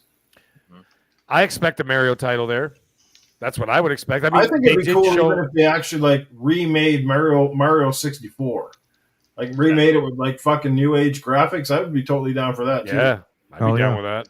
Fix the controls, fix some of the camera issues they have with the old game, and put the new graphics in. It'd be fucking sick. I saw one guy did that, like with like you know how some of those computer guys fucking go out and they do that. Yeah. I think it was Unreal. Holy shit! Yeah, do like the new engine, and it fucking looked amazing. I was like, holy crap! Mm-hmm. I would expect it. I would expect something like that because I mean they did show. You're right, Noof. They did show Mario Kart when they did the reveal. What was that back in January? Yeah, and it looks like it's 24-player Mario Kart this time. Jesus Christ, 24-player. Okay, let's just hope they get their online in order. Yeah, that's exactly. I mean, if you're gonna like that was a question Noof brought up earlier. If you're gonna have a 24 person Mario Kart, you better make sure it's fucking good. Yeah, like the online is sound is what I mean by that. Yeah. Well, yeah, that and like you guys were saying before, not putting in your social security number to fucking even get in the game anyway. Yeah, can you imagine how fucking irritating that would be? Oh my god! And you're playing a 24. You want to like, oh, I just met a cool group of guys. Let me all add them for the next 90 minutes. It's going to take to implement their fucking numbers into my friends list. You got to call your wife down to read it off. Did you guys see that cool thing they did though? The virtual game cards. No. I think it's okay. Virtual game cards, so you basically buy this thing and it kind of act like a physical card. That's fucking cool. No, I didn't know anything about that. Perry, you probably know more about how does that work? Do you know? So right now you can game share like Xbox on the Switch. You just got to make it your home console or whatever. I think this is going to eliminate that. So now you're just transferring. Like the library over here, you can rent digital library books, which I think is dumb, but whatever. Ooh. This is kind of like that. You can buy a game digitally, and then lend it to your friend for like a week. I think it's 2 weeks actually. They said, and then it'll transfer back to your thing. But what does that do for the current game sharing? Are they eliminating that, or how is this working? It seems to me like this is a ploy to get people to just go digital, like the friendly way to go digital. Right. Well, whatever. I don't know. We'll find out. That's an interesting take, though. I like the idea. It's pretty cool. Yeah. But they better not get rid of game sharing because, I mean, I use that for both consoles. Yeah, I use it here, too. Yeah, like I game share with Xbox and I game share with PlayStation with my wife with the PS5. So, I mean, like, that'd be fucking piss me off if they found ways around this. Yeah, Still waiting on that Xbox family plan. That's not Still happening. waiting on that. That's not happening. Coming. Nice for them to fucking say, "Hey guys, the family plan no, it's shelve it." It's not happening anymore. They shelved it. I can absolutely tell you that. Scale bound on the same boat. Yeah, exactly. It'll be coming out the same day. We're gonna lose too much money on this. Fuck it. Yep. No, they shelved it. They just said it was Amy Hood. They just said fuck it. They just started cutting costs. And so that was one of them. And then Colt and I, actually, funny enough, Colt and I were talking about last night because someone had sent a super chat in about Xbox Live, right? And they're like, oh, are they going to ever get rid of Xbox Live? And I'm like, no, they're never going to fucking get rid of that. That is literally free money. It doesn't matter about a fucking PC, Steam hybrid, this and that, fucking handheld, under the TV box, whatever. Don't make a goddamn difference. You're paying for Xbox Live because they make $1 billion a fucking month off it. Well, it's like what we said earlier. Maybe if fucking people would have opened their minds and realized the deal they had of them and people would have like joined the service in droves like they should have, then maybe they could have gotten rid of it because then we'd have been on a completely different path, right? Princess, I don't know what the fuck you're talking about because I remember us going to a casino and me drinking all the hard liquor out of your drink and me throwing up later that night because of it. Okay. Wow, what a pussy. Okay. Liquor, beer, amateur. Liquor, never sicker is so true. If you're a child, sure. Oh, what kind of role model are you? I was the hero. What are you talking about? She was going to drink a hero. She would have been sick for sure. Goddamn. Hey, I remember there was nights where crushed that. Dirty Shirley's all night, baby. Dirty Shirley's. You guys want to talk about dead weight, okay? By the time we drove from the casino back to our house, dead fucking weight. Like, she's like, dead weight, okay? There ain't a fucking muscle moving in her body. I got to pick her up off the ground. You know what I mean? Oh, my God. That's great. Oh, man, when we were young, jeez, oh, Pete. It's been a while since we done that. Jesus. When was the last time you... What? When was the last time you drug your wife's dead body carcass? Oh no, she's fine. She's a soldier too, man. She's Irish, man. So she can hold her beer. She can hold her liquor, man. No problem. When I first met my wife, when I first met my wife, like when we were in our prime, like she surprised the hell out of me. I was like, shouldn't you be drinking some water or something with that? You know, it's like, because we've been going for hours, and she definitely wouldn't baby her stuff, and like she'd be getting it for free by people be buying her. Holy smokes! I don't know how women do it sometimes. Yeah, no, I drink a lot of water when I'm drinking. You wash them about 60 times a night anyway, so there you go. They just put it in, piss it out. Imagine if we had beer. Imagine if we had alcohol bought for us when we were like young. Oh, you know what I mean? We'd be dead. We'd be dead. Oh yeah, we would be dead because it would girls stop at like sometimes 4, 5, 6, 7 drinks, whatever. I'd be on drink 27 in the first 3 hours and be like, yeah, sure, you can touch my tits and give me free beer. I'm all in. No problem. Oh man. I'd be fucking dead if we got free beer the way women do. Noof would say that on his first beer right now. Oh my God. Noof's buying himself beer tonight. We look back. Noof's got all the beers. We got none. All the guys are going up to Noof. It's like the last time I go to the bar with Noof, he's taking all the good guys in the bar. Oh, for fuck's sake. He's a hoe. He's a hoe. Fucking leave us some cute guys for the rest of us, kid. But fucking alcohol's expensive, man. I do what need to be done. That's right, dude. It is. It's expensive. If I was a woman, I'd be sucking 2 dicks at a time in the bathroom for free drinks all night. We jumped like to another level, dude. I was gonna say buy like a couple nips before you go in. You know? No, what are you crazy? No, we're going. Dude, oh my God, we're going right to the knee pads. Have you been to a fucking bar or a nightclub lately? It costs you fucking $200 a person just to even get a buzz. Dude. Oh yeah, dude. I'm going to like a dirt bike event this weekend. It's gonna be nothing but friggin' money out the ass. Yeah, exactly. So then, if I was a woman, 2 dicks at a time, you could pay for my drinks all night. I get to go home for free. Jesus, I'm like what you're selling, brother. Let's get a business. Can I just clarify before anybody clips me? I said as a woman. I didn't say as me. I said you're going to see tomorrow all these clips. I'll take 2 dicks at a time. You're not going to find the next time Noof comes to fucking Niagara Falls and he goes, where the fuck did Matt go? And I'm in the bathroom with 2 guys and be like, Noof, I got to pay for these drinks, dude. I got to pay for these drinks. We'll drink it for free. Hang on. Oh, for fuck's sake. Noof's going to walk into Mag's hotel and it's going to be like real life Pulp Fiction. Yeah. Jesus Christ. What the fuck? Like, Mag, what are you doing? And I'm like, dude. From Chef Trouble to Double Trouble over here. Yeah, exactly. I'm like, dude, drinks ain't free, dude. I got to pay for this somehow. Nope, come on, man. We're living in it's a rough economy. And then the ball gag comes out and then it's like, what the hell did I get myself into? Oh, Christ. You're like squealing like a pig. In most restaurants, you get food samples. On this place, we get sperm samples. Mental said just wear your pony outfit and your little head. I haven't worn that pony outfit in a long time. It's been a long time since I wore a pony outfit. Mag was out a cold sore. No, that was just Friday night. All I'm thinking about is Mag is the guy in the wheelchair from Scary Movie 2 when they put the goggles on. It's just the white schmaltz on his face. That's why he's got the goatee. Yeah, right. Oh, Christ. Oh, my God. Fucking Mag loves skiing from Canada. Oh, my God, dude. Going skiing? Yeah. Oh, yeah. So anyways, The Switch too. He's trying to change the subject. Well, at least we know we won't be taking 2 dicks from Switch 2. Yeah, it'd be 2 Joy-Cons. How have one of our clips not gone viral? How many dicks would you suck for a Switch 2? Is that the new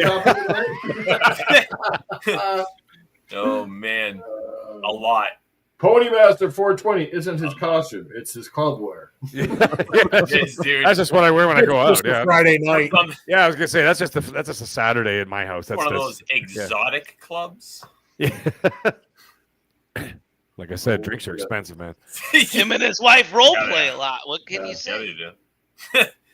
Hey, speaking of old things coming back, how about Game Informer apparently has announced I was gonna say that. Wait, what? Sorry, go ahead. Dude. Game Informer, who last year announced that they were folding both online and their magazine, they got a new buyer and they've been renewed. They're bringing it back. Are they going to bring it back in paper form? Yes, they sell are. a fucking magazine? That'd be nuts. Hell yeah, that would be awesome. I applaud the move because, man, I'm in these drugstores and stuff, looking at the magazine section. I'm thinking, for an industry that's $1 billion industry, how the fuck can not one magazine survive? Considering you got magazines about fucking food and lipstick and fucking, how to put your fucking thong on sideways. You know what I mean?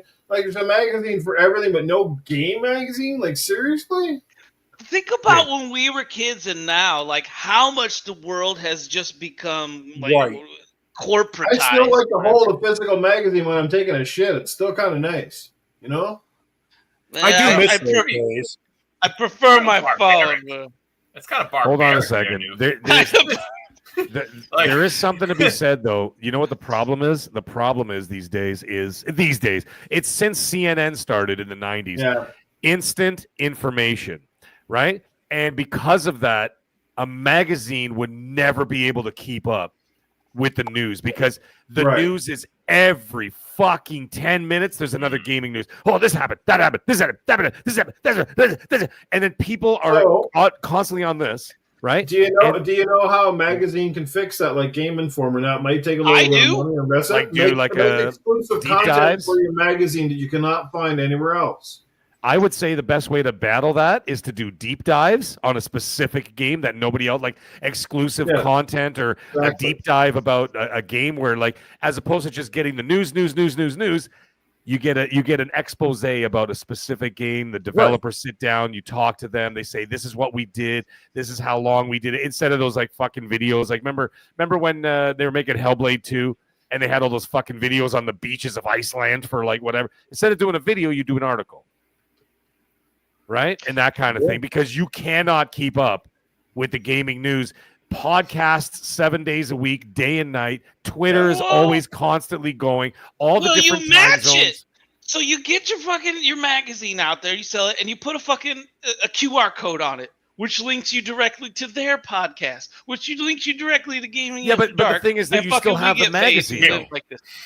Here's another thing. On the back page, you do QR codes for discounts on games. How about that? Yeah, something like that. I'd be down with all of that. Right on the back, if you're a subscriber, you get a special access to discounts on certain games because obviously they can pony up with certain, pardon the pun, but they can get together with certain publishers and be like, hey, if they're buying our magazine, we promote your game. We also give them a bit of a discount to the game, 10%, 15%, maybe a big percentage of the game's a bit older. You know what I mean? Like a big QR code in the back, boom. Pick your console, get a discount on the game. They sell magazines. Everybody fucking wins. I'm tired of throwing out all the brilliant ideas just out there on the internet and us not getting any fucking thing in return. Well, I'm tired of that shit. Whoa. They've already thought of that, though. I'm sure they've already thought of something. There's got to be something. I don't know. Not really, because we've seen how industry is so fucking stupid. I mean, look at the fucking game stores. Look at some of these publishers. We've been telling them this shit ever since we started podcasting. Are you guys either deaf or you're dumb? Because, some of us, I hate to say it, but some of us, even though we might not be experts, we do sometimes actually know more than these fucking suits that think they know everything and they're fucking dumb as rocks. Because all they do is listen to their little corporate suit guy on the side who goes, hey, if we do this and we do this, we're going to get these margins over here. And you're like, Yeah, but you're not listening. You know what I mean? Sometimes the gamers fucking know best. Why do you think all Disney's fucking movies are trashing right now? Because they're not listening to the fucking public. They're listening to the shareholders, and they're making the shittiest products, and they all blame it on us. Well, we're not going to the theater. Well, make a fucking film that's worth fucking watching, and we'll go. But stop rehashing shit, race swapping all the fucking actors, making it dumb as fuck, and expecting us to shell out what more than ever before to watch this absolute garbage. Like Rachel Ziegler, she can go fucking crawl up a fucking donkey's asshole and die, right? She's a fucking dumb, arrogant fucking piece of shit. You know, like the list goes on. Every fucking thing that Disney touches right now goes to shit. Every time a corporation touches, they fucking ruin fucking Halo. Like Christ Almighty, right? They're trying the hell out of ruining the hell out of Star Wars. Dead after 2 seasons. Like, come on. Right? Yeah. Fuck. Right. That makes me want to Sometimes we do know what we're talking about. We're not always fucking just a bunch of ignorant, dumb fucks. You know? I speak for myself. There's always a nugget of wisdom in there somewhere. We got to bring that common back to sense, as Titan would say. That's right. If a dog fucking eats a bag of 100 gold coins, eventually one of those shit nuggets is going to be pure gold. Hell yeah. And we'll be waiting. What the hell? Come on, boys. Is Wicked's behind it, just following the bag. It's like, come on, the gold's coming. I know it's coming. I know corporate suits have always been a big part of the industry. Don't get me wrong.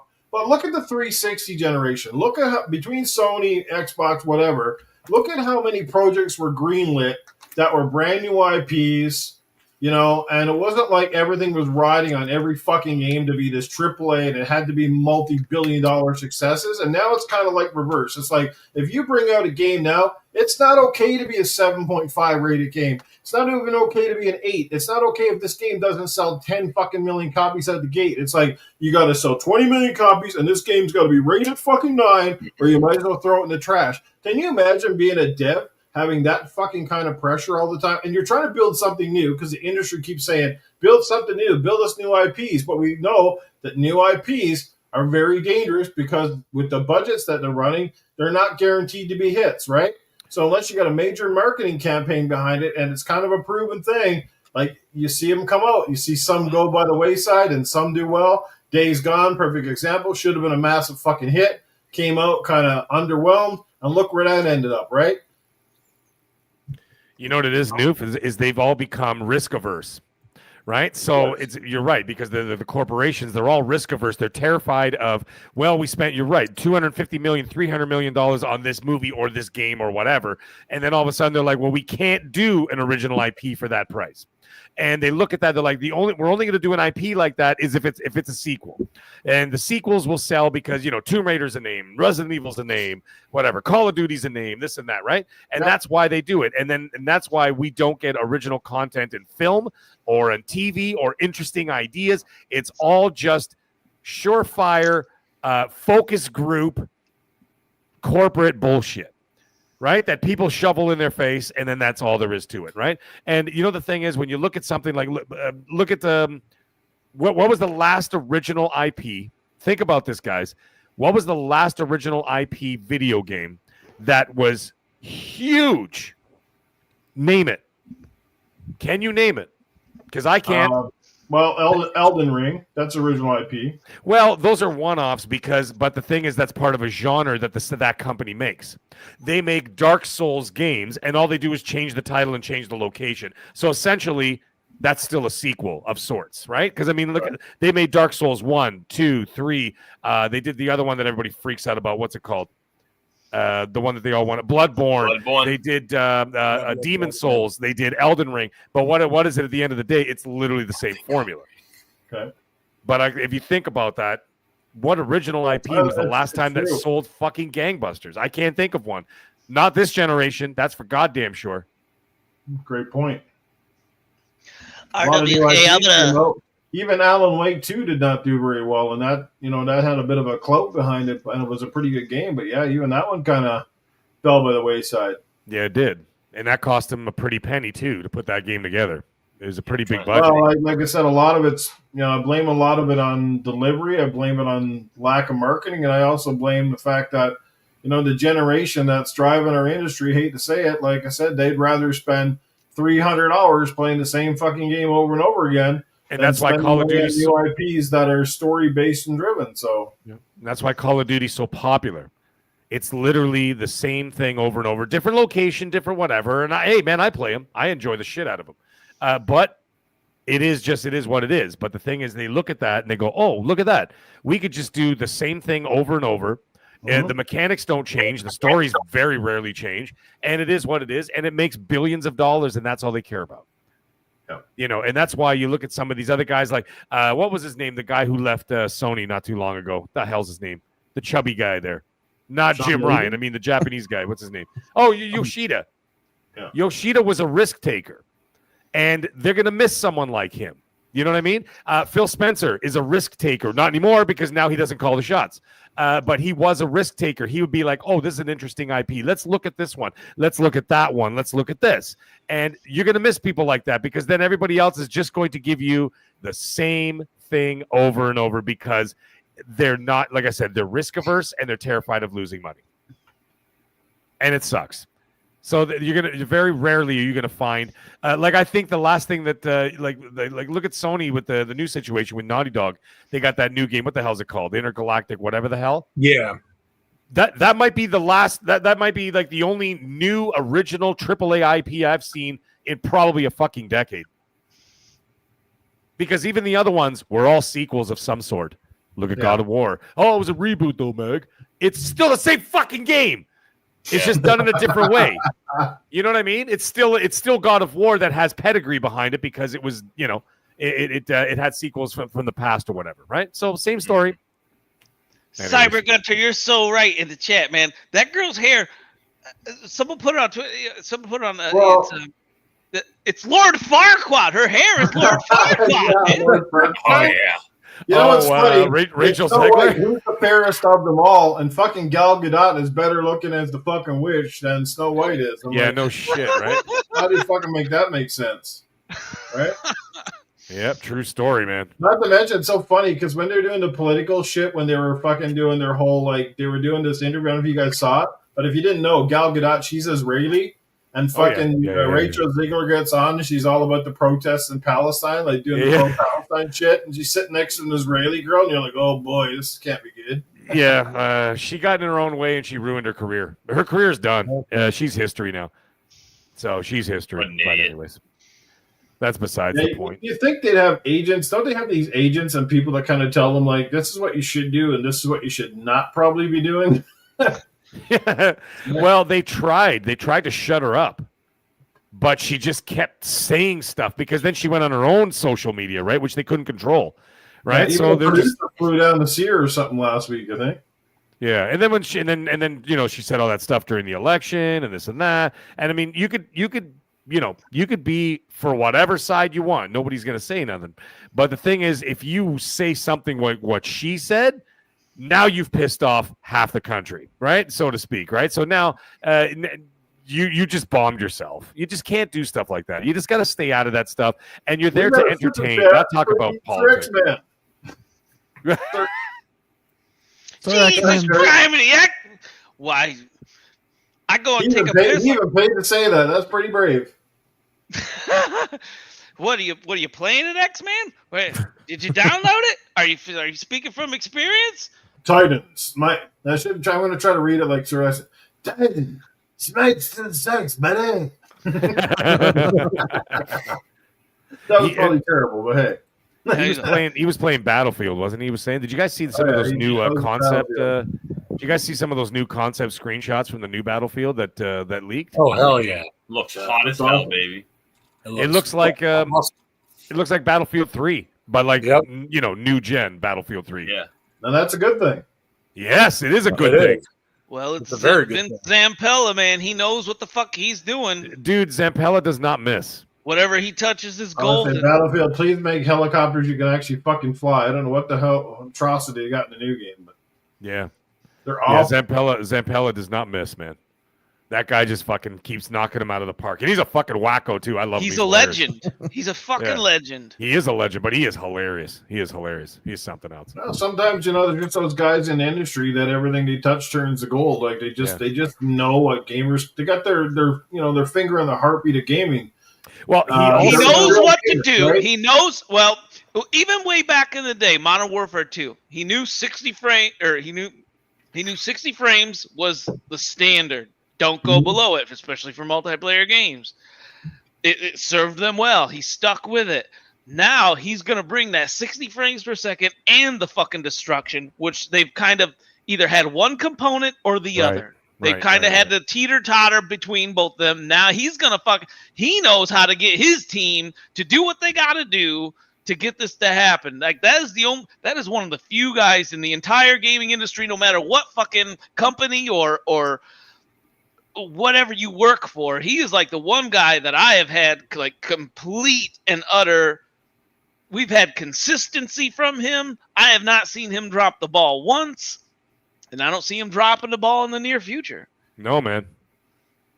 He's not.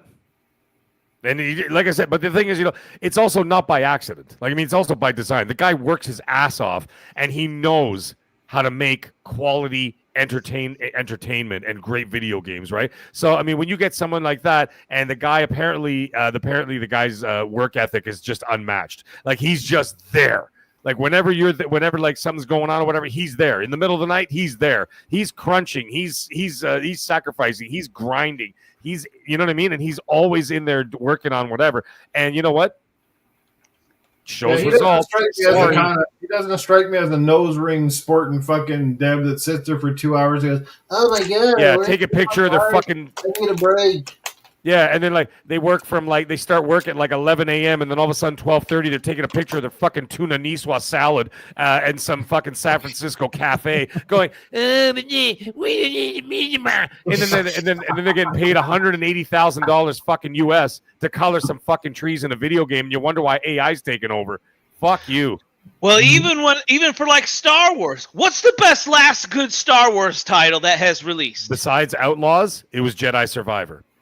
Are you saying Outlaws was a good game? It's fucking fantastic, dude. I'm telling you, I'm playing it right now. Yeah. And I mean, not right now, but I mean, I'm playing it now. That's my new my main. It is fucking phenomenal, and the immersion in that game is actually pretty fucking stunning, man. When you're walking around Mos Eisley on Tatooine, and there's fucking banthas walking around, and all kinds of creatures, and this, and little Jawas, and they're like Houdini, and there's fucking sand people, and there's fucking droids, and there's this, and the music, and there's fucking steam coming from the ships taking off, going on. It is like you're literally living in the original trilogy, because this takes place between Empire and Jedi, right? Because when you go to Jabba's palace at one point. And you can literally wander the whole palace for like a fucking hour. And eventually you get to the throne room and Jabba's there and fucking Han Solo's on the wall. And you could go fucking right up to the Carbonite and check it out. It's pretty cool. But anyways, amazing. I'm going to do you a favor. Dude, Jedi Survivor was the last best Star Wars game next to this one. I'm going to do you a favor and pretend I didn't hear the last 40 seconds. That is the correct answer. Jedi Survivor. Who the fuck made Jedi Survivor? Yeah, Zampella. Exactly. Even like, so my point of this was like, even what you're talking about, like I felt like all Star Wars IP fell into this money grab, and a lot of these games are falling into this money grab, right? It's the constant rotation of, you release the game, you release it with DLC paid for that should have been released in the original game to start with. You know what I mean? Yeah. So you're kind of fucking people right off the bat, which like a lot of gamers have just gotten, if they like the IP enough that they'll just deal with it, right? And then it's like the updates and you're paying money. But Zampella said, all right, let's stop that nonsense. Like, and just put out a fucking fantastic Star Wars game. Yeah, and they did. And it's funny, I said that to Colt. I said between the Jedi games, the 2 Jedi games, and Star Wars Outlaws, it's the best Star Wars content we've got since George Lucas. Mm-hmm. because Disney has royally fucked everything that they touched when it came to Star Wars. We got a super chat from Sir X. He drops $2. Go ahead, Perry. Battlefield games are god tier. For me, no Call of Duty for me. Fire. All right, and one coming in, Proto Foxy's still there. Proto, obviously you got to take off. You got work in the morning, brother. Thanks for being here, as obvious. Any final words before you scoot out? Zempella's a genius. Fuck the Snow White movie and eat ass. Much love, you guys. Yeah, I gotta get up. Like real early tomorrow. So me too. I'm like we're gonna get ready to close the show. I'm like 6 hours. Yeah. So, same. I will stay with you.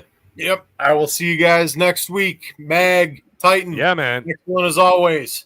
It was fun. Peace, brother. Yes, sir. Much love. Yes, sir.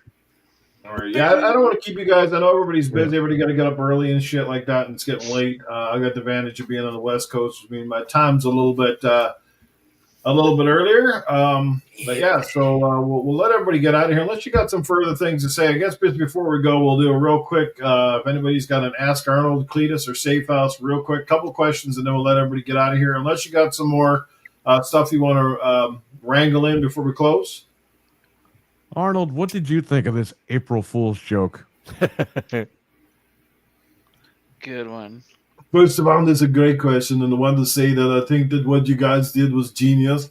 You really put Noof on the hot seat, and everybody, of course, were out there, and they were saying all kinds of crap about him, and most of it was true. That's the crazy part. He took it out in stride, and he laughed about it, and I had a good laugh at it. It was very good. And, of course, when Penis had Fred, he did his video. That was fantastic. Really liked what everybody was doing. And most of all, the best part about it, you all came back. You all had a good laugh. The chat seemed like they were like, you got me. That's great. And, of course, the best part as well, you brought back some of the original panel members to come in for tonight's show. You got the Mag. You got Titan. The energy was crazy. The chat was on fire. You guys killed it and knocked it out of the park. April Fools, baby. Do it. Nice. I got a question for Arnold. Go ahead. Hey, Arnold, what do you think about Mag and this whole sucking two dicks kind of thing? Well, look at the guy. He's got the Johns for it. Isn't the next James Bond movie as Jaws? I'm not one to judge. Okay, if you want to go in the washroom and you want to get a little slob on the knob, that's fine. Whatever suits you both. No, slob on the knobs, plural. Yeah. It wasn't me. I said if I was a girl, not male Mag. It was Maggie. It was Maggie. Yeah, Maggie is a whole different person. Kind of looks a little bit girlish. Maybe with the skirt and the bra with the coconut bra. I don't know. Oh man, I like this. Wait, what? Fuck's sake. RWK, $1.99. Nice. Arnold, when Maid said she was pregnant, was it April? Of course it was April. Of course. I always make sure that I plan my kids to come out on April 1st. And if she's not going to give birth on April 1st, if it's before, what I do is I stick a cork in the pussy. And I make sure that I sedate her and that the baby's going to come out on April 1st. Because I want to be able to say, haha, dear, we fooled you. It's above my pay grade, man. Fantastic. Ice man, I don't care. I'm just happy we get Tony Baloney back. I don't know what's happening with Tony Baloney. How's Tony Baloney doing, Mac? Tony Baloney. I don't know what happened to that guy. I think he's somewhere. He's got He needs AIDS. to do his own show. He's got to have his own quip. He's dying of AIDS. I mean, yeah, he's Terrible. Tony Baloney Terrible. never dies of AIDS. Okay, he gets AIDS the same way people get colds. He gets it 4 times a year, and he cures himself, and then he gets it again. So yeah, NyQuil, folks. NyQuil, folks. He NyQuil. needs to be doing all those Disney movie reviews. yeah. Oh, can you imagine if I did that? I would be canceled in like minutes, not even hours. Minutes. Either that or become the most popular thing on the internet. And this is the sad part, okay, guys? And the saddest part about this whole April Fool's joke thing is that drama sells. And I honestly look, of course the Perry Hot, the panel can tell you, there wasn't a plan for me to do this to get hits and likes, okay? That was never even in the discussion. This was just, we wanted to have a little fun. We wanted to see how upset the community would go. And again, just an April Fool's. And it just worked out well because I wanted to, Titan and Mag knew about this 3 or 4 weeks ago, I think, when I approached the guys. And I said, you know what, I'm not going to do just a regular, I'm going to announce that you guys are coming up. What kind of sucked because I really wanted to announce to people that you guys were going to be here. But I was like, no, maybe we did this like a real surprise. Because a lot of the guys love you guys, obviously, from when we did the show. Yeah. And they're always asking about you, like, have you spoke to Mag? You spoke to Titan? And do you know if they're coming on the show? And obviously, they said they'd come on and do some guest work from time to time. So I thought it was a great opportunity. But the sad part is the drama of this soul. Perry, you saw the fucking views, right? From last week. 500 views for last week. And more fucking views in 24 hours than I think any of my videos up to this point did in fucking months. It's crazy. So obviously, drama sells, and it's fucking sad, but it's proof in the pudding. It is what it is. I'm not complaining about it. I'm just saying that, we've had some great podcasts here in the 24 episodes, but unfortunately, it kind of took something stupid like that to fucking, kind of wake people up to a certain degree, right? That's right. But we do love the chat. We got a great chat. Not everybody has stuck around. Some people have left or whatever, but no, we got a great chat. We got a great people that come out here. We love each and every one of you. And sometimes, like I said, the benefit of a small podcast is that we can acknowledge you in the chat. We can read your comments. You're part of the show. I hope to keep you part of the show. It's fantastic. We love it, and we hope that you'll keep supporting. So, yeah. Anyway, any further questions, Safe House or Cletus?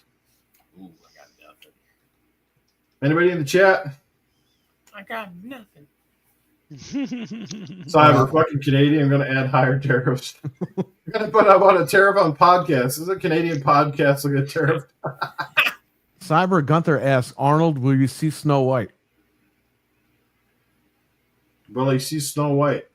Yeah, for Arnold. First of all, I wanted to say that, first of all, it's got Snow White, and the girl that, heck, she's not even white. So what's white about her? Maybe her pussy is bald and fucking white as the snow. Maybe she's not getting enough sun in the bun. I don't know what the hell. But what the fuck? They could have went out and they could have had little people actors, but they fucking CGI. They look like fucking retarded Smurfs. I don't know what the fuck is going on.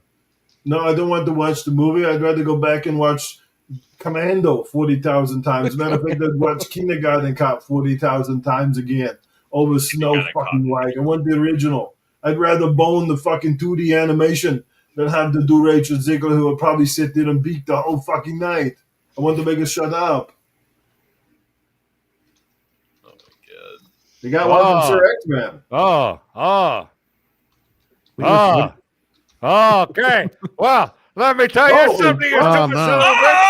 Hey, you fucking assholes. Let me tell you something. What do you think you were going to get away with? Tony Baloney not coming for a night? What? I got fucking Dreadpool in the chat. I wasn't going to talk shit about him. Titan Drago's in the chat. I can't. Oh, in the chat. He's in the show. Fuck him and the show. And you know what? Let me tell you something, Princess Zelda, please.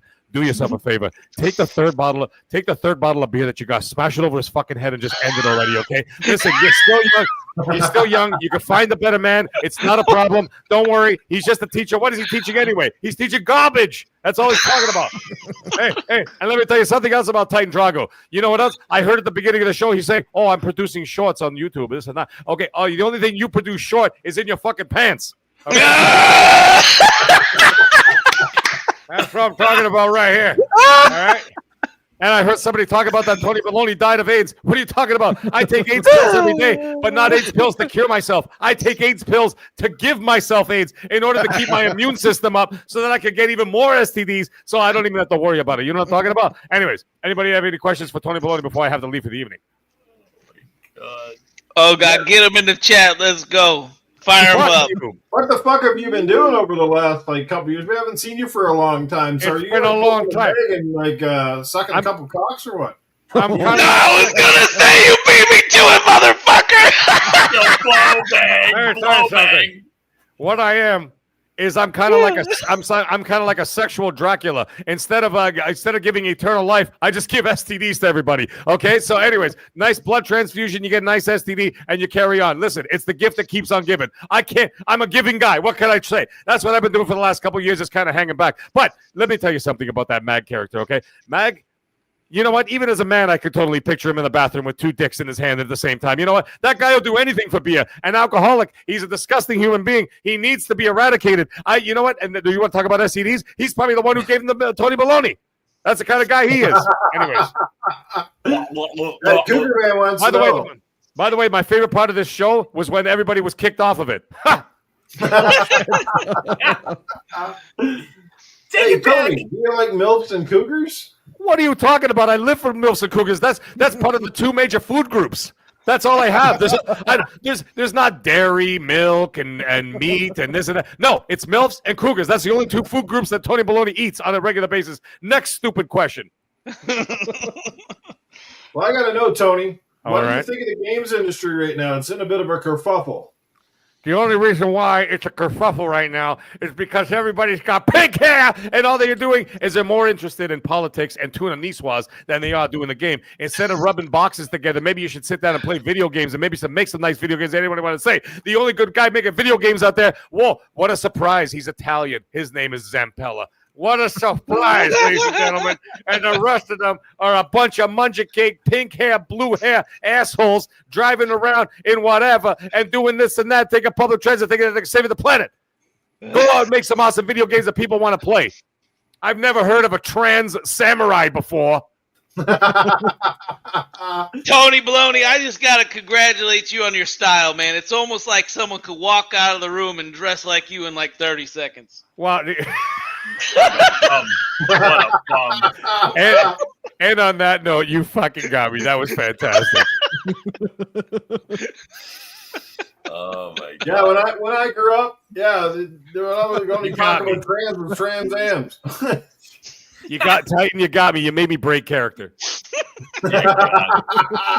You made me break character. Titan wins this section of Titan's Corner. Holy shit, that was fantastic. I'm out of breath. I haven't done Tony Baloney in so long. I fucking forgot how difficult it is to do that. Good lord. I don't know how the words come to your head so quick, man. Like fucking what the fuck? I blew my mind. I don't even know what you said anymore. It already came to my mind. Blew my mind, and now it's literally just blown. I'm trying to recover. I don't know. It just happens. But anyways, boys, I really do have to go. I just looked at the clock and I'm like, oh, fuck me twice. Thanks for being here, brother. Really man, that was fucking awesome. And thank you so much. Boys, channel, chat, you guys are all fucking amazing. And I'm always here, man. Even if I don't watch the show live, I'm always lurking in the background, or I'm listening in bed, or I listen to it the next day. Good, so I'm always here, man. You know it. Love it. So everybody, y'all know what to do. Make sure you keep supporting Noof and supporting this fucking fantastic panel and the great show and everything else. Titan, it was a pleasure to do a show with you again, brother. And you're always a good sport. Noof, you're always a good sport too. Boys, good on holding in that fucking gag. So that was really awesome, man. Thanks. But, anyways, boys, everybody have yourself. Make sure you give Chef Trouble a hug for me. Oh, I will. I'll give her more than a hug in about 10 minutes. So I will. I'll say it's from Noof too. I'll whisper it in your ear right before. I'll be like, "Oh, that's hard." By the way, Noof says hi. Anyway, everybody have a great dries up immediately. I will talk like the Undertaker. I'll talk to you guys soon.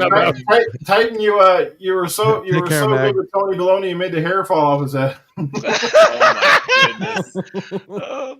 So that's the one and only Mag, guys. He's got his own channel, the Middle Age Game Guy. Go follow him. If not, you definitely catch up with him on X and C on Monday evenings with Colt Eastwood. We got one more chat. I didn't forget it. This will be the last one of the night. We're gonna, because it's a super chat coming in, and that is from Splendiferous. He drops $2, and this one's for Cletus. Cletus, have you ever done a 3 to 9? I'm not sure what that is. Is that like a job or what? Yeah, I feel like it's a sexual reference, maybe a 6 to 9, but it's a 3 to 9 on a clock. 3 to 9. 3 to 9 was a job. I don't know what it means. Is that like a girl, like a rating 3 to 9, or a job? I don't know.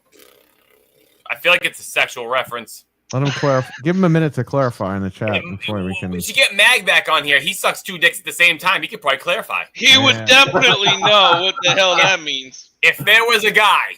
That's why he left. Wait, He didn't want to read it. The clock thing? 3 and 9? That's what I'm saying, dude. Like 69 in, but it's a 3 and a 9. How would that work? How old are you, sir? How old? This guy guy might be having a stroke. I don't understand the question. I'm sorry that I'm a little bit dumb and a little bit slow, but I don't really understand the question there. If you're talking about girls and ratings, of course, I've done everything. I've done everything from a 0 to a fucking hero. I've had all kinds of girls. I've had nice-looking girls. I've had fucking ugly girls. I've had stinky girls. I've had every kind of fucking Sasquatch fucking clam ham that you could ever stick your fucking weenie in a beanie. Let me tell you, it's pretty good. Let me tell you, look, they all look the same to me when they're lying on their back and they're fucking down on the bed and you're fucking cracked over your head with fucking moonshine. All you know is if your dicky gets wet, that's a safe bet and you're ready to go. Yeah. I'm kind of disappointed in us gamers. Like, we all call each other gamers, and how many fucking puzzles have we solved over the time in these fucking video games, and how many of them have been dumb as fuck? Surely we can figure out what the fucking 3 to 9 means. Yeah, I don't know. That must be a secret code word for Splendiferous. We need the game genie. However he wants to do it or take it. I don't know. Yeah, sexual game genie with fucking cheat codes. Up, down, up, down, up, down, up, down, up, down, up, down, up, down, up, down. Yeah, you know you've been playing games so long when you first time you get with a girl and you start to stick your finger and you go up, down, left, right, BA, start. Do the gun cheat. Shit, I didn't get infinite lives here. You're fucking done, you son of a bitch. Hey, you know what? You ever play the game Rocky on the Sega Master System? Yes, I had that game as a kid. Right. You remember how hard it was to do some of those fucking drills or those fucking training modules because you had to fucking run the buttons as fast as you could? Yeah. That was training for fingering a girl's clit. You know that? I don't remember that shit. Finger bang, bang, bang. If you got good at that game, you were a master when you were fucking 10 years old. You just didn't know it. You were set for life. I was like, yeah, because in order to beat fucking Ivan Drago, like you had to do this one drill where you had to go fucking lightning fast with going over the buttons at your fingers. Right. And if you got the drill right, you had more power and speed, and you could beat him. But if you didn't, it was like he was a hard son of a bitch. So yeah, it was pretty funny. Look at the ladies, Princess Ella's laughing in the chat. Cletus, I got a question. How come you didn't play Rocky when you were younger? I watched the movies. You watched the movies. It didn't help you much there. I did the wrong form of entertainment. There's no. I was poor when I was growing.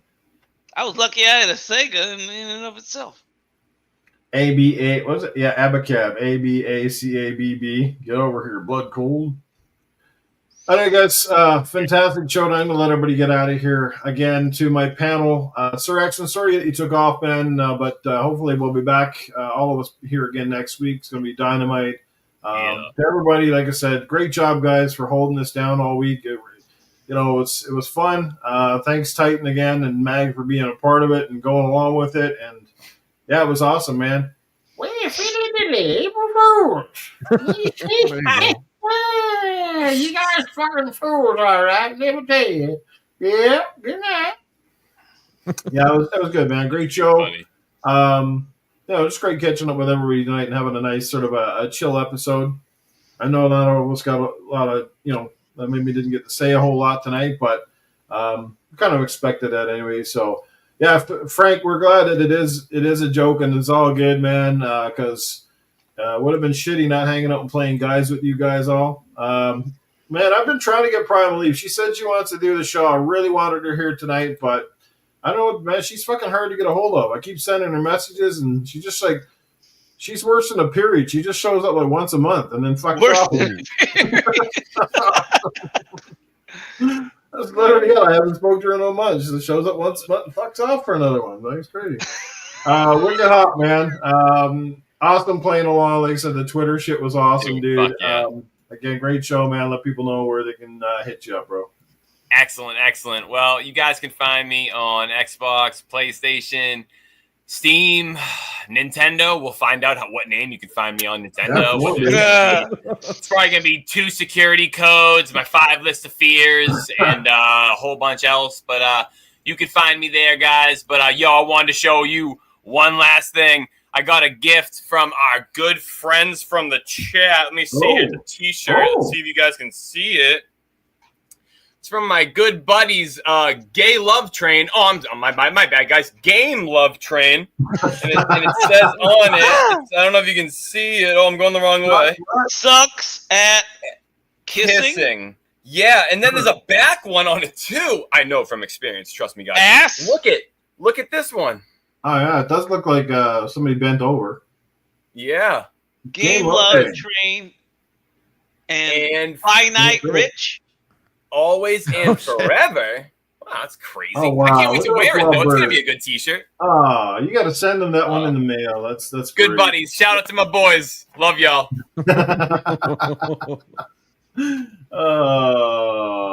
Yeah, Dredd. Sorry, brother. We had to lie to you. He's giving us the finger.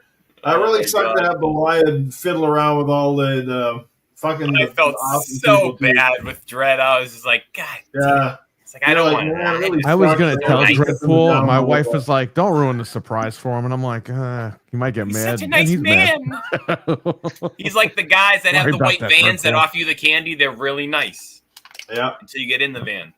I was just being nice to you, Dredd. That was me being nice to you. What'd you say? He said gay night train. Sounds like Titan Drogba and Smut. I mean, Smite. Oh man. I'm just nice. And I'm nice. And I'm nice. Gay Love Train. That's my homie in the fucking. He's usually in the chat. Yeah. Dreadpool dumps on me. I'll check. I'll see you in the stable finite. I greatly appreciate you being here, taking time out of your schedule, man. It's awesome that you can make it. Made our nights. Everybody was happy to hear. So let people know what you're up to, where they can catch up with you, man. You're talking to me? No, talking to Titan. Okay. No, this guy's drunk already off of 3 beers. I thought his internet. I thought he had bad lag for a second. It's like. It's the Quaaludes. They're kicking in. Oh, I was actually reading Mental 9Rs. Yup, they're all pricks, Dredd. And I was just like, you know what, Mental? And I was like, it's crazy because I always used to give out a common sense award for everyone. Well, I got one tonight, and it's Mental 9R, and he just backs up my fucking words right there in the chat. It just so happened to be at a bad time when I was. Anyways, he raged at me when I wanted him to. He stepped his game up. He's funny. He's a good dude. He brings the common back to sense. Way to go, Mental 9R. Miss Oh, there buddy, you go. I haven't heard that line in a while. It's awesome. Only Titan do that. Perry, my brother, awesome job of playing us along this week, man.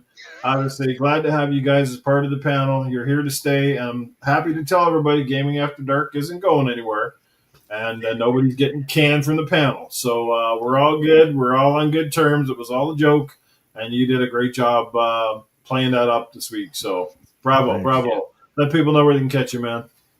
Every Wednesday night between 9:30 and 10 p.m. Eastern on the Game Complainers podcast with myself, Frank, Anthony, and Fred. Tomorrow morning, I'm going to be up at 8:30 in the morning live streaming the Nintendo Switch 2 Direct with Frank, my wife, and Anthony. Nice. And so tomorrow is going to be like a whole packed day of just Game Complainers streaming. So I'll be listening the whole time. I'll probably catch you in Awesome. the morning. I'll be able to catch a show before I head off to work, but I won't be able to stick around. So right. That's all I'll right. be listening at work for sure, Perry. But if they put up the pre-orders for some whatever reason, send it to the chat or yell it out. I'm going to be listening. I'll be under a truck. I'll fucking throw my tools. We pre-ordered the Series X and the PS5 live on the air. Yeah. And I think we pre-ordered the Switch as well live on the air. So this might be another one of those days where I want it. I'll suck 2 dicks for it. We'll take the mag route. I want, but you have fun. Y'all game? all right. Y'all game? I'm not. You guys, make sure you follow all these guys. Follow Titan Vlog as well on social Come on, media. Perry, it's easy. Just 2 little dumbbells. Just get ready. I'm good. 2 little dumbbells. I got you. Shout out to, by the way, speaking of Metroid, it would be nice if people went to Dreadpool's his store, his merch shop online, and pick up a Metroid Dreadpool shirt. That shirt's really cool. I have one, so check it out. Shout out to Dreadpool. That'd be dope to fucking rock. I got a Dreadpool hoodie, and my wife does too. Yeah, I got one in my shop. Nice. All right. Good stuff, guys. Anyway, you know where to find me, always in the gutter, and back here every Tuesday with these lovely cast of hooligans. And hopefully we'll see some of you online here soon. Going to plan another community game night very, very soon here. We'll give you the list of games that we're probably going to knock out. And it'd be good to see a great support for that as well. So, yeah, we'll catch everybody soon. Thanks again for supporting the show, coming back tonight. Share this out and let everybody know it was just an April Fool's joke. And it'll probably be the last time this ever happens because April Fool's doesn't fall on too many Tuesdays for a long time to come. So, yeah. But anyway, it was fun. Great time, guys. Great show. Thanks to Mag. Thanks to Titan. Thanks to the panel. You guys are amazing. And to chat. You guys are fantastic as well. And we'll see you back here again next week. Take care, guys. Enjoy Nintendo's Direct tomorrow. And like I said, buddy, catch up with you soon. Game on, everybody. Peace. See ya.